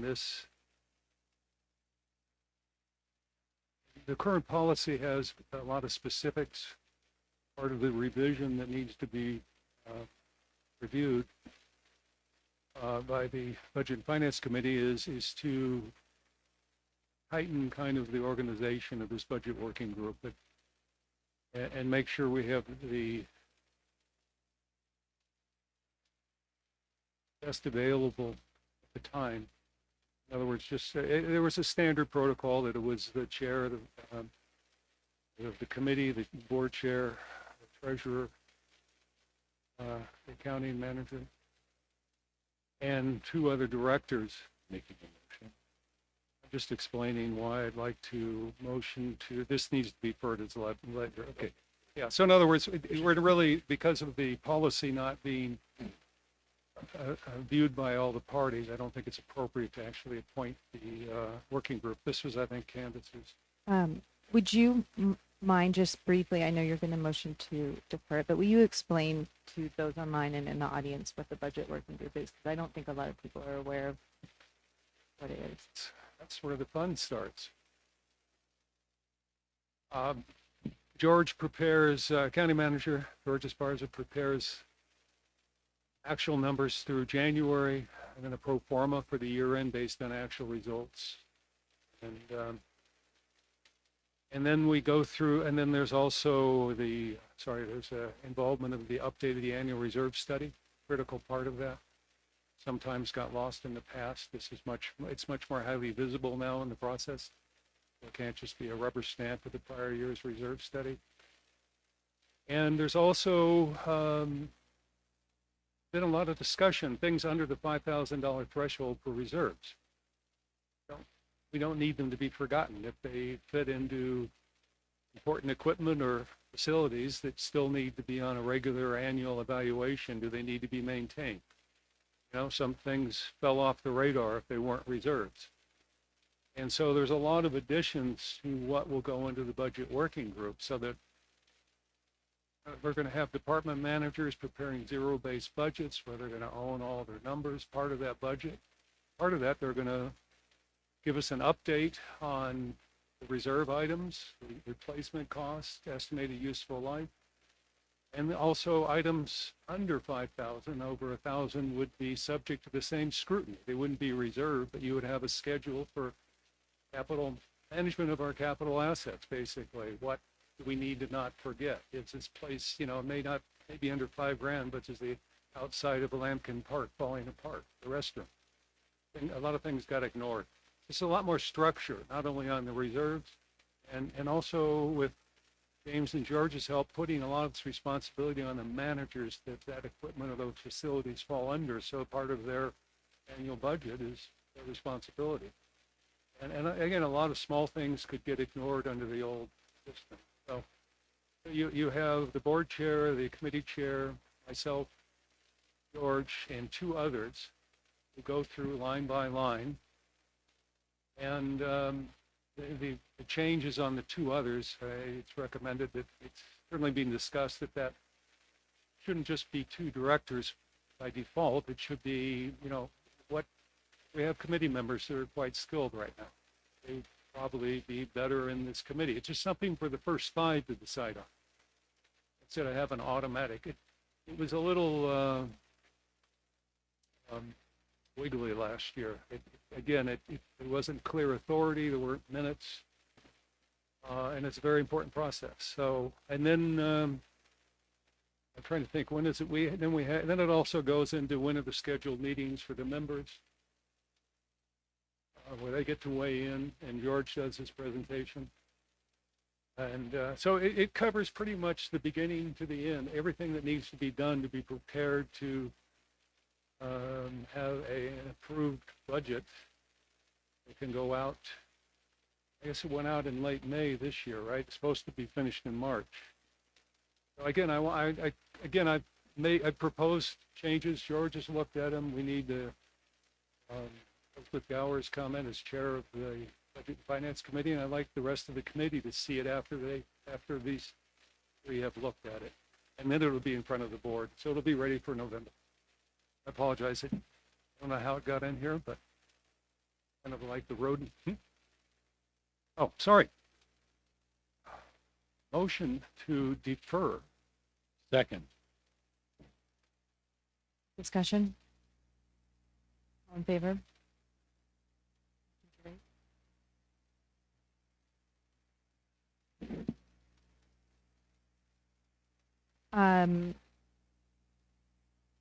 There's more.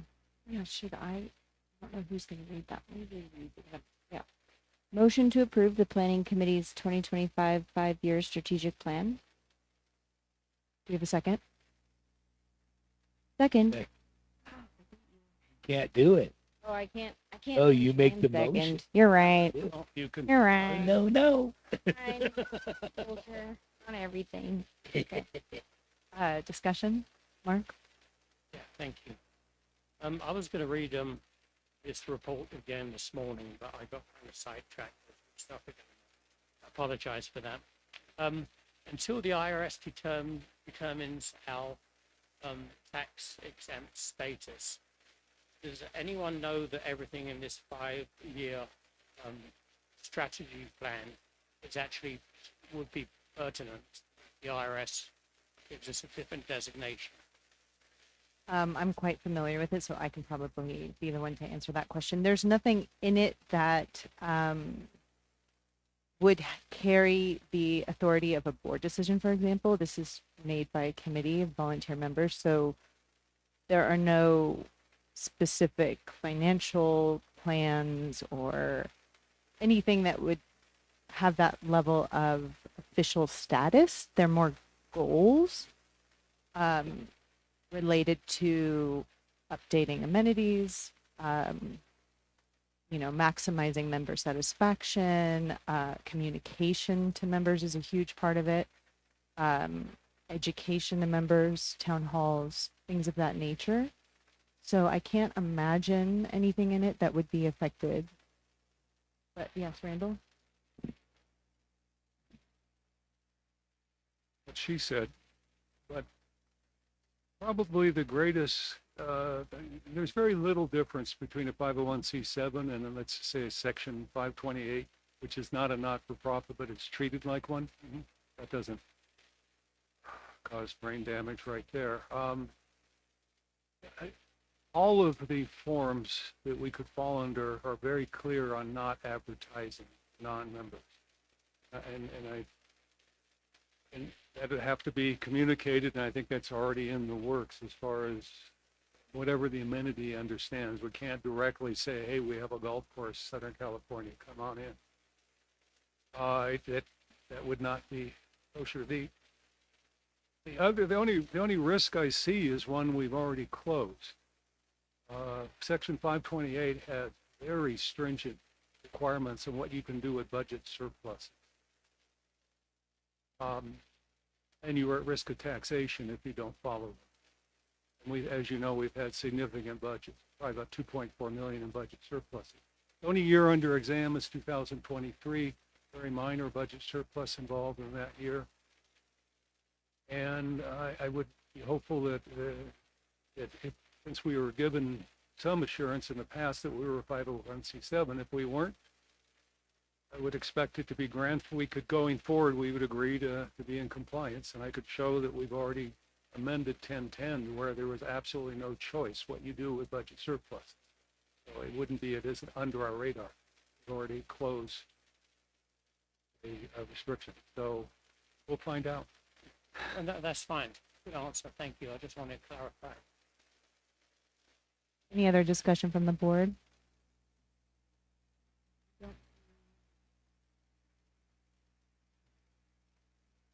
All in favor of approving the motion carries.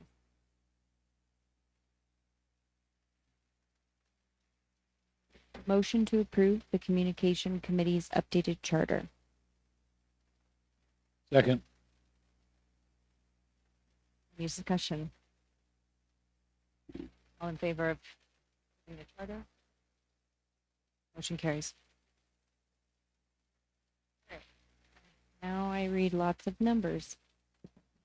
Okay, motion to authorize non-judicial foreclosures on APN numbers 316-042-09007, 316-052-04003, 316-062-19000, 316-111-10000, 316-122-07002, 316-171-19005, 316-171-18002, 256-451, 316-220-26002, 316-220-14007,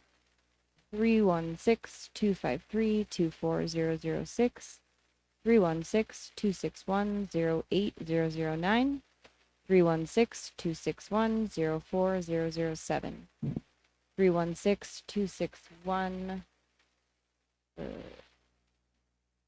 hold on, 03004, 316-261-01008, 316-262-02008, 316-281-02007, 316-334-05001, 316-334-04008,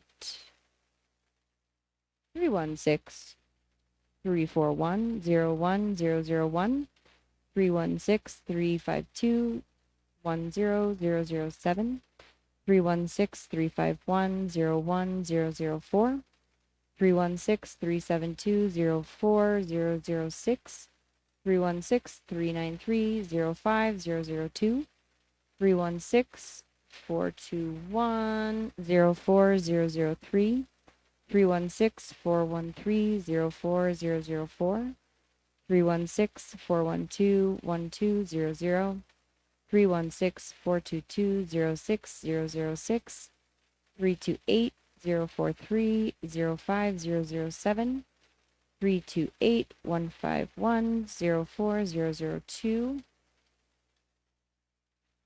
328-071, 08001, 328-032-03001, 328-092-14001, 328-163, 328-163-11009, 328-103-05004, 328-102-07003, 328-023-04008, 328-132-16007, I'm sorry, 8, 328-131-05009, 328-144-12003, 328-065-03001,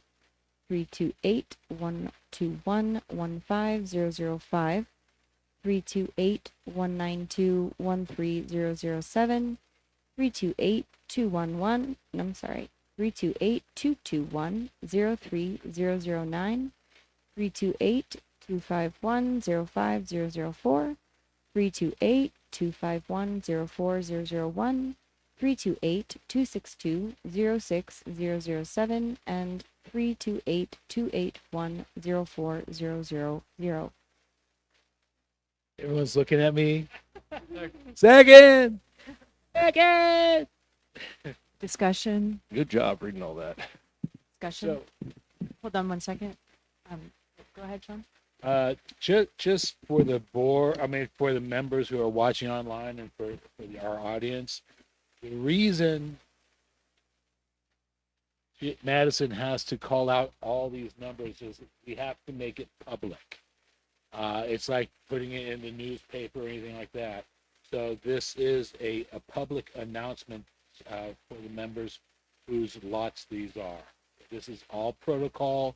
This is what we have to do.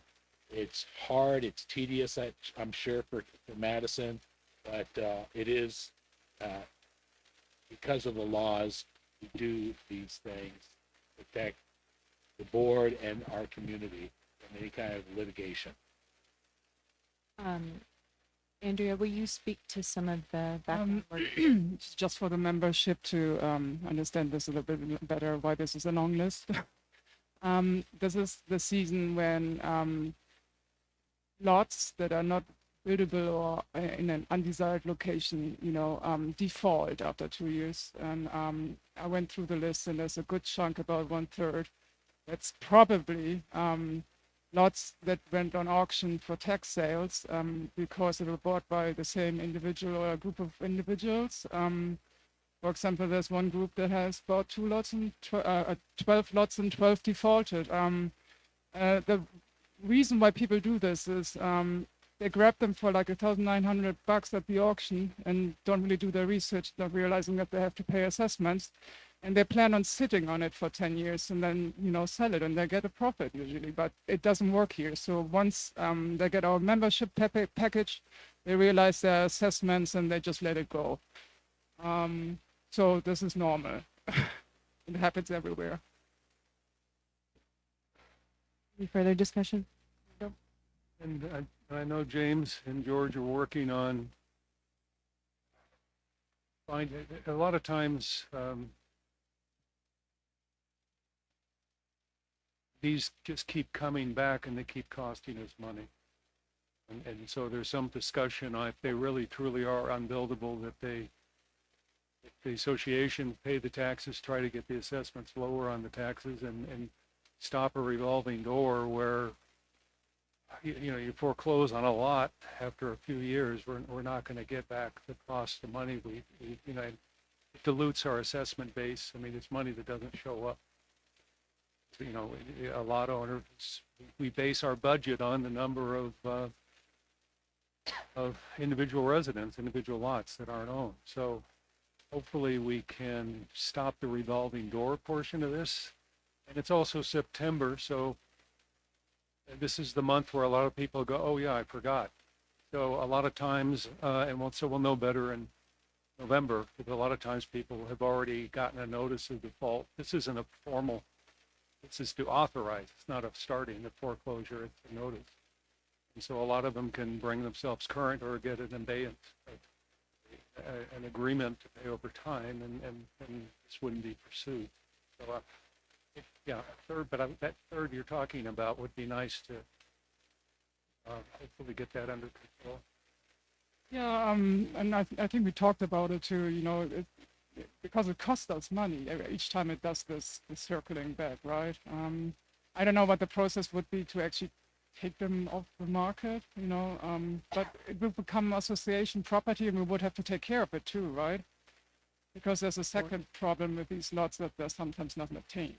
And then, the neighbor gets the fine. The tax sale is out of our control. If the taxes aren't paid, Kern County can have an auction and blind, like you're bidding on a trunk at a storage facility, blind thinking there's something there. So, and if we pay the minimum tax, if we could come to a decision, these lots, we don't want to automatically get into this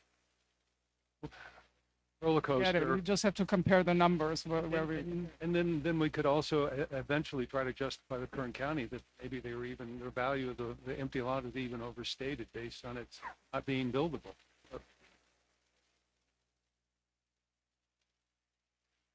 if we don't, then they can be sold out from under us for tax. So yeah, that's what I'm saying. So if there's a decision made, and I know it's under evaluation, that these lots are going to continue to flip because once they see them, there's a ravine and, or there's hillside or something, they're unbuildable.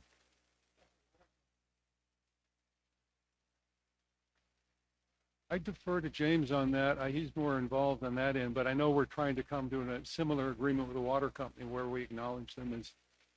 The unbuildable lot project, it's still in discussion, working with Rob and his team, so that we can come up with a reasonable arrangement. But yeah, the immediate need is to review the unbuildables, and the suggestion or the direction would possibly be to recategorize them as green zone.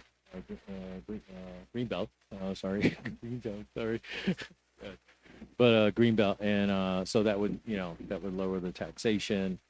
And as far as the water rights, the water meter, I'm not completely sure what will end up having to be billed on or the amount. But that is one of the standing projects that's on our radar. To determine the best course of action. I mean, was asked to. I did call the water company and talk to Rob. Use your mic. As I was asked to, I did call the water company over there and talk to Rob, and he's very amenable to moving some of those because it's a pain for them to have to bill us and get the money out of us as well because we do get charged the fees for having the water on the property. So.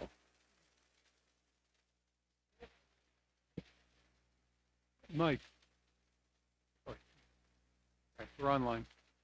Historically, what have we been doing with the water company assessments? Because this happens regularly, especially back in 2008 with the Great Recession.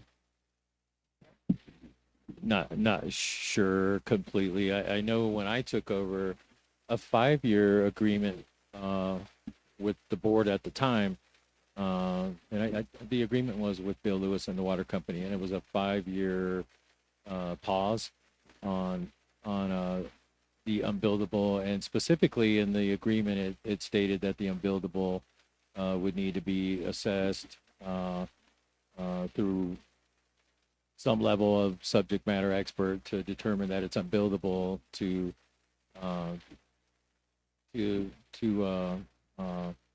I guess to prove or give the evidence and determine the number of unbuildable lots to the water company. And then at that point, I guess the water meter and the fees would somehow be adjusted because it's unbuildable. But like I said, I'm not 100% sure of the aspect of the water bill for the unbuildable. I think first action is definitely from the list, review all the lots, go for any actions that would limit our costs, reduce our costs overall, taxation example. And then as far as water rights, like Josh stated, we're talking about it. Rob has been very, very forward on working with us and coming up with reasonable decisions, and just like the water contingency. I mean, we talked about that the other day. That contract, I think, is being signed this month at their board meeting, and then we'll need to sign that contract as well. But I mean, it has an increase, and I think he's discussing with his board on whether there's an increase or not on the rate. But just as an example that we're discussing and working together as much as we can for the best outcome for all of us. James, that contract, the 5-year contract expired though, right?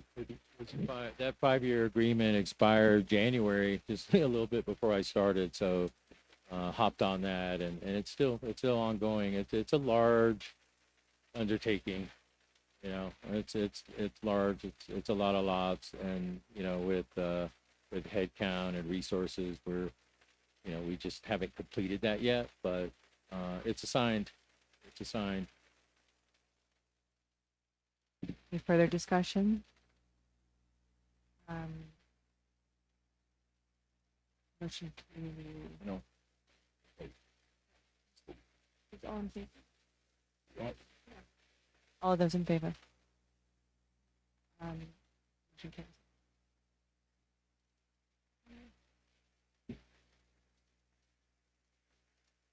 Information and correspondence. We received the environmental control recap for the month of September 2025 and the patrol recap for the month of September 2025. The board received 2 items of correspondence. Now we're on to Directors Forum. Ooh, me first. Director Bodor for the Bear Committee. We meet the first Monday of the month at 5 p.m. We have created a new Facebook page. You can follow it at Pine Mountain Club POA Bear Committee. There we'll be posting updates on any of our flyers and who to contact for what, articles that are relevant to our community. So go follow that page. We did officially post the Bear Ambassador job position or volunteer position. We received 3 amazing applicants, so we will be interviewing them in our next Bear Committee meeting and working out a plan to have them supporting our community on a volunteer basis. In the last few weeks, we've started our campaign to be emailing out more bear-specific information to the community, which includes updated flyers, recommendations, relevant articles. So keep your eyes peeled for that. We currently don't have a plan with like a communications coordinator or communications committee, so we're kind of on the fly. We're going to do the best we can with it. Signs, Bear Aware signs will be going up soon, hopefully. I think I've got a go from everyone, so it's really just putting all the pieces together, doing it. We've been clarifying some procedures with Fish and Wildlife for recent events happening in the community, so that's helpful. We did really well at the meet and greet. Even one of our members made cookies that were the shape of bear paw prints, which was amazing. I do have a little update from Patrol about some bear break-in numbers. So from in 2024, between July 1st and September 30th, we had 225 bear break-ins reported. This year, in 2025, between July 1st and September 30th, we've had 60 bear break-in reported. So that's almost a 75% decrease over the last year, which is great news. That's it for my committee. Now we're on to Director Randall Gates for Budget and Finance.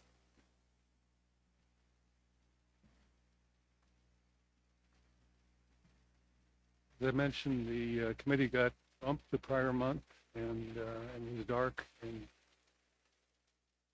July. Met on October 15th. We had a quorum, and George and the committee we discussed September financials, which have been presented and ratified. It was also mentioned that the detailed review of July and August was considered part of the September 3-month year-to-date review. But they had really was insufficient time to go through July and August. So that was pointed out. I wanted to make that point. All that was approved is the September financials and the 90 days under the first quarter. Theoretically, anything that comes up shows up in those numbers anyhow. So other than a discussion of the IRS and a status on that, the furlough,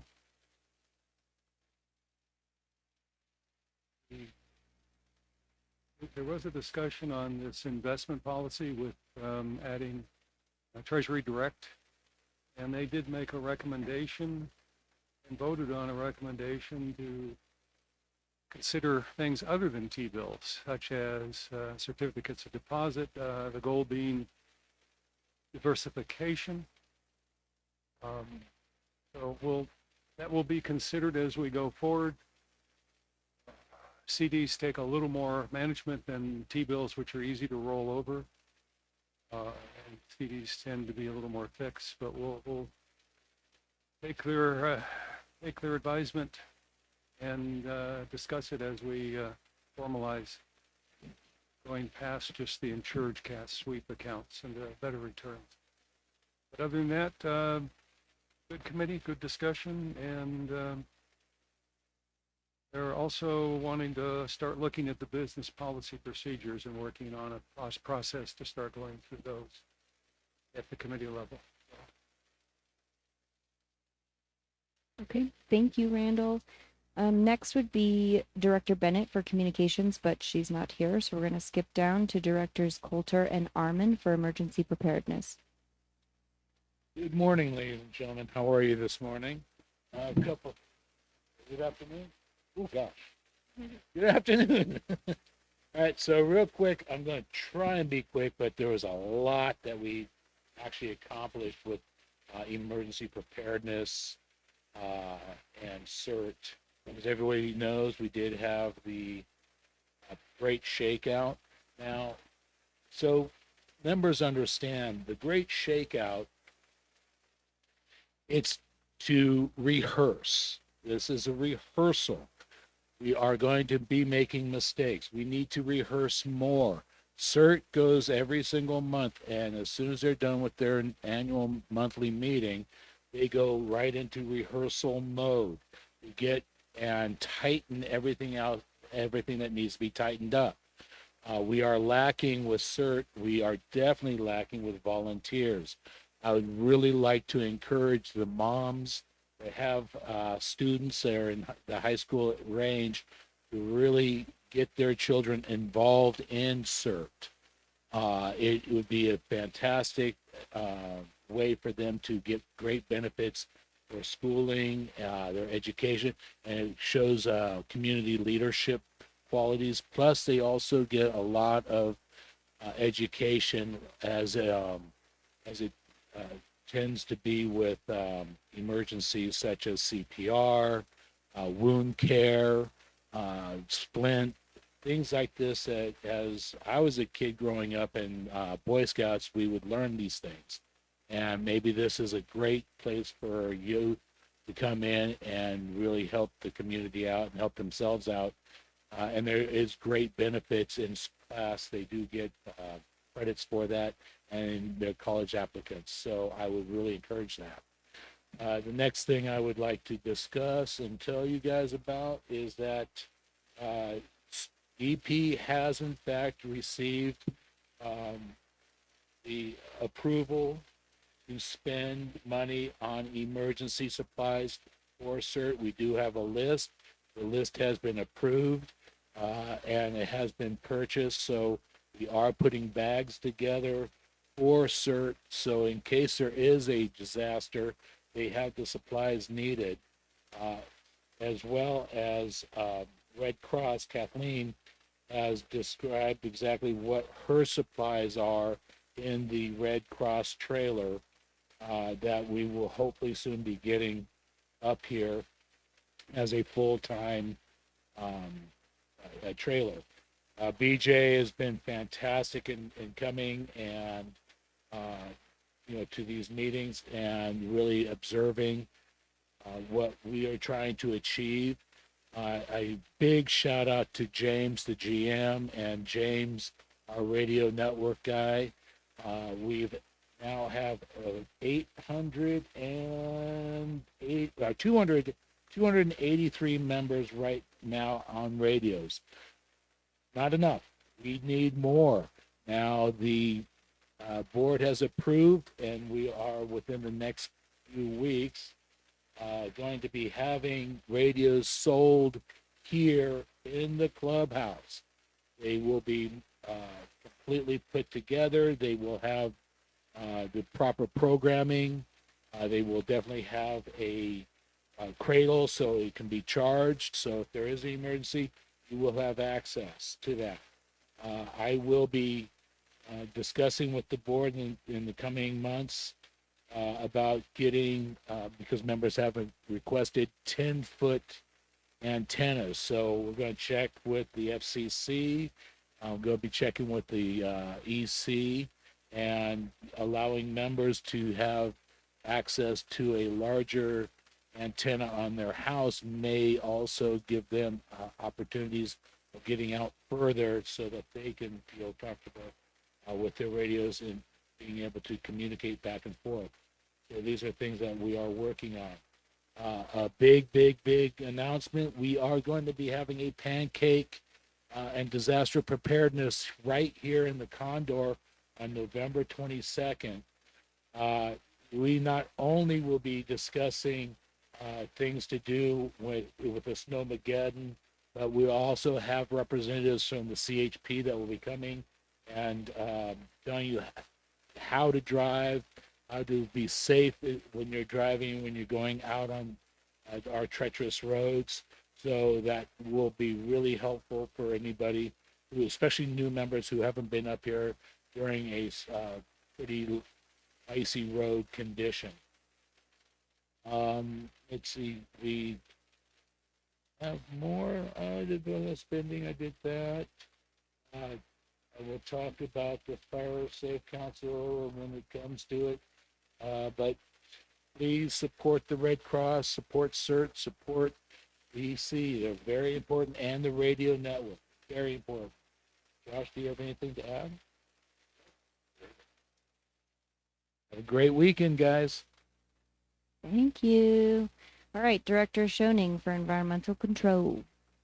All right, so we approved, I think, 3 solar and an antenna. So this is the second antenna we already approved, and they're not too crazy. They're usually under 5 feet. They have to go through us. No problem with it, but there's definitely an uptick in antennas, which is great. Yeah, other than those solar, just conversation about variances, but no final decision. So that's it. All right. General Manager Williams for Family Resource Ad Hoc Committee. Okay, the Family Resource Committee, still actively recruiting. If there's any bandwidth out there, any members interested, please contact me. I met with Gail Carroll she's the chairperson of the Planning Committee. I almost messed that up. So we met. She's, I believe she's on board. There's another committee vice that's interested. I won't mention him because I think we're still talking about it. I met with a member yesterday that had interest. So we sat down and discussed, some of the goals and deliverables with, suggestions and conversations to meet with the Family Resource Group in Fraser. And that's going to be, that's really going to be our method, I think, or our way of understanding if there's any gaps between what they can provide through defined county resources that they actively work with today. But there is an aging in place budget that was Pine Mountain Club, so that's where my interest is to work with them, understand what that budget is, and to ensure that it's being used for our membership. And I don't have a lot of details on that, but more to follow on that.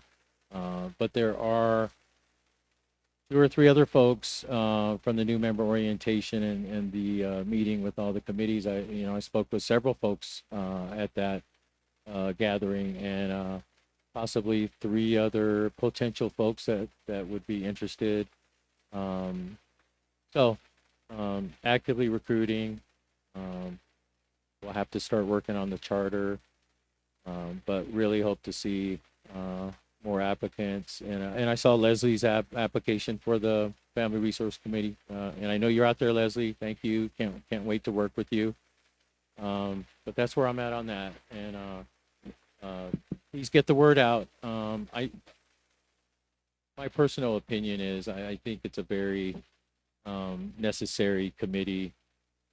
I feel like it's a gap in the community for all the members, and with winter approaching, it just a lot of things just come to mind where I think this committee would be able to help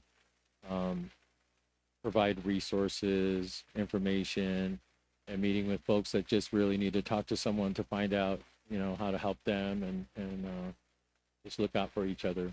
So. Thank you. Director Randall Gates for governing documents. Well, thank you.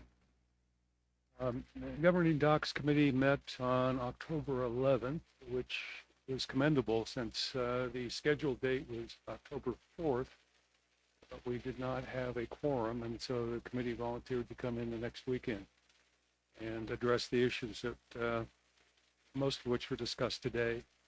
Business policy B4, access to records, will probably be on the next November agenda. We went over the new bylaw 10.13 limits on board's ability to borrow. And another one that's posted now but wasn't on this agenda because it requires 30 days. There was a lot of confusion regarding short-term rentals, what can and could not be regulated. And even though there had been a change in the original rule on who can and cannot have a rental, is corrected to pretty much be a non-event. Now it's a 25% threshold that would never realistically be a barrier. There's still, it seemed, a lot of confusion in the purchaser and seller markets of real estate on, you know, if they want to rent something out just to reduce their cost of ownership, are there two different standards? And that was, so the committee recommended that bylaw 10.13 be approved and sent to the board, which it has been. Removing association rule 22.11 is basically because you can't change property. You can't affect the deed of a property through an association rule that only directors vote on. So it's theoretically impotent at this point anyhow. It had no teeth, but I think it was causing confusion, and you have to amend CC&Rs to make those kind of changes. So it was an opportunity to just clean that up and also clarify the limitations on what you can and can't do with bylaws or rules, so that hopefully that goes into our institutional memory bank. And there was also a request, so they recommended those three documents be approved, sent to the board for approval, but there was also a recommendation that some interim solution for the website situation where it's difficult for members of the community and even the committee to have an accurate listing of our governing documents. I know we have a lot on hold so that the new website is what we need, and we're taking the time to do it right, but they wanted that to be presented to the board, that they feel there's an interim solution that's needed so that members have access. I know the .org site's incomplete, it's not up to date. So again, we'll put that in the hopper going forward, but I just wanted to pass on their recommendation that we need to have something if it's going to take a few months to get the websites up to date. Other than that, good meeting, and again, I appreciate their flexibility to come in a second Saturday of the month and make up for not having a quorum the first one. Thank you, Randall. Director Bailey for Greens and Grounds. Thank you. Okay, they met on October the 3rd. There was 489 rounds in September. The 10 golf carts that was approved was discussed, including putting governors on them to reduce their speed. The flag on hole number 4 has to be taken out nightly due to a bear taking a fancy to it and rubbing himself on it nightly, doing some damage. The number 5 tee box was addressed and has now been repaired. There were plumbing repairs needed after drilling the new well. Burns Lake is now full thanks to rainfall and efficient culvert that just seemed to pop up. The pool is going to be closed by the end of the month, and as we heard earlier, it already is. And they are now going dark until 2026, either March or April. That's it. Thank you so much. Director Coulter and Armin for Kern Fire Safe Council. Well, before I begin my report, I'd like to ask the general manager, by chance, October 11th, we had that, the Fire Safe Council came up, we had a meeting for the fire mitigation and for Firewise. Is that video still up, and can members access? Is there any way we could find out if we can get that online somehow? I'm not sure on that. I attended that, so that went out great. A lot of great information. Steve Watkins showed up from Cesar Chavez Foundation, so it was very informative and went into great detail on what all individuals can do at their property. And I'll have to check into that and make sure we can get that link. That would be good. I watched it online, and it's a very important video for the members to actually watch, and it gave some amazing information on the Firewise program and what Kern Fire Safe Council is doing for our community as well as other communities in Kern County. We did have a field rep, as you were just talking about, that went through everything about what they're doing to do some mitigation through the Wolves Reserve, Wind Wolves Reserve into PMC. They had documentation showing lines of what they have cleared, and they've actually, because it is on a grant, they actually have done more than what the grant had given them. And because they've done so much more and there's still money left and available, they're going to continue doing even more for us. So that's a real amazing thing that's going on here. As far now, Firewise, I want everyone to really understand that this is something that we do neighborhood to neighborhood, block to block. That means going to each neighbor, asking them, hey, do you want to join this little block of homes where we could get our houses fortified and make sure that we are fire-wise and fire mitigations around our homes, and we have defensible spaces. And if you get your community together and you get your blocks together, you can get a certificate at the end that shows that you've done the things and you've been doing your due diligence. Give it to the insurance companies. They will give you give you a break on your fire insurance. It's very important that we do it. And know this, just because we're getting into wintertime does not mean that we are not going to be at risk.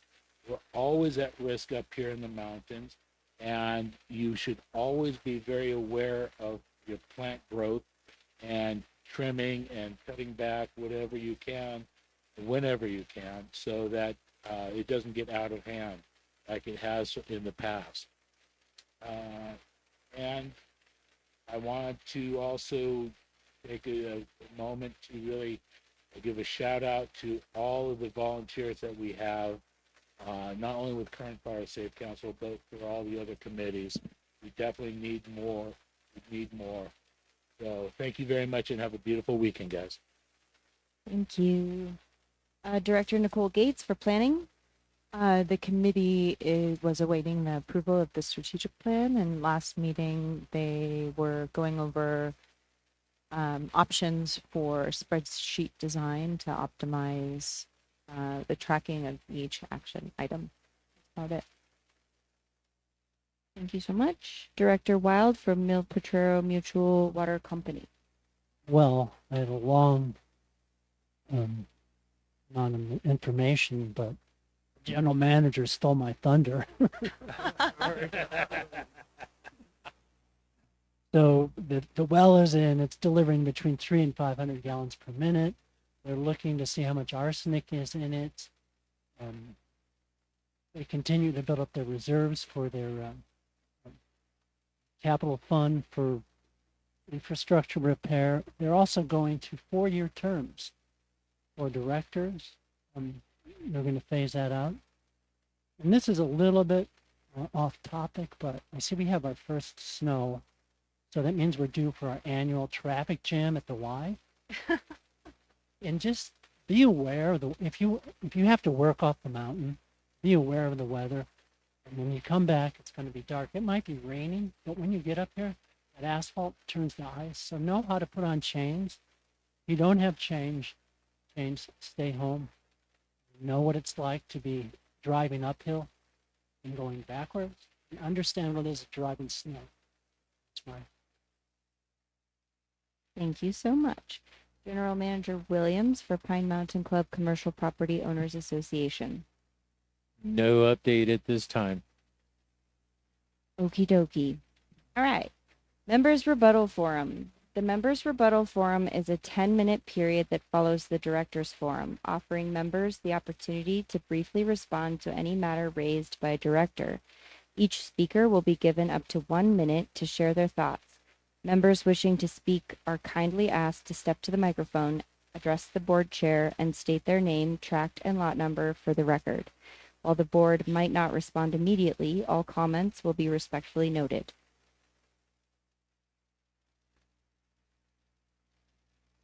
Ron Freeman, you already have my number. My question is actually for Madison about the Bear Committee. You mentioned that we can follow you on Facebook. What resources do you have for people that can't get on Facebook?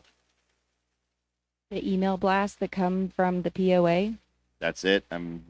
So I can't follow, if I don't have Facebook, I can't follow what you guys are doing or talking about on a regular basis. We'll be sending out the same information through email blasts from the POA.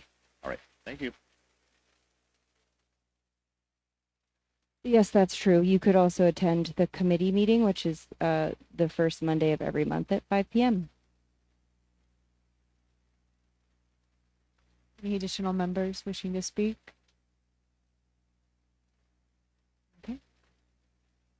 Okie dokie. Adjournment. In the September 20th, 2025 executive session at 8:30 a.m., the following was discussed. 2 contracts were discussed. 1 foreclosure was discussed and approved. 2 hearings were discussed. 1 appeal was discussed and denied, and 4 personnel issues were discussed. In the September 30th, 2025 special executive session at 2:15 p.m., the following was discussed. 1 litigation or potential litigation was discussed, and 2 contracts were discussed. The next regular open board meeting will take place on November 15th, 2025 at 10 a.m. in the Condor Room. Motion to adjourn. Thank you. Thank you, everyone.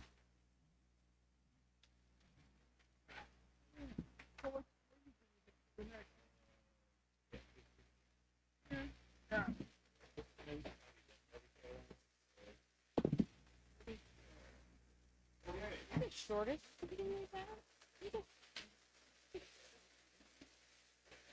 Look at it. I think we're going to go read.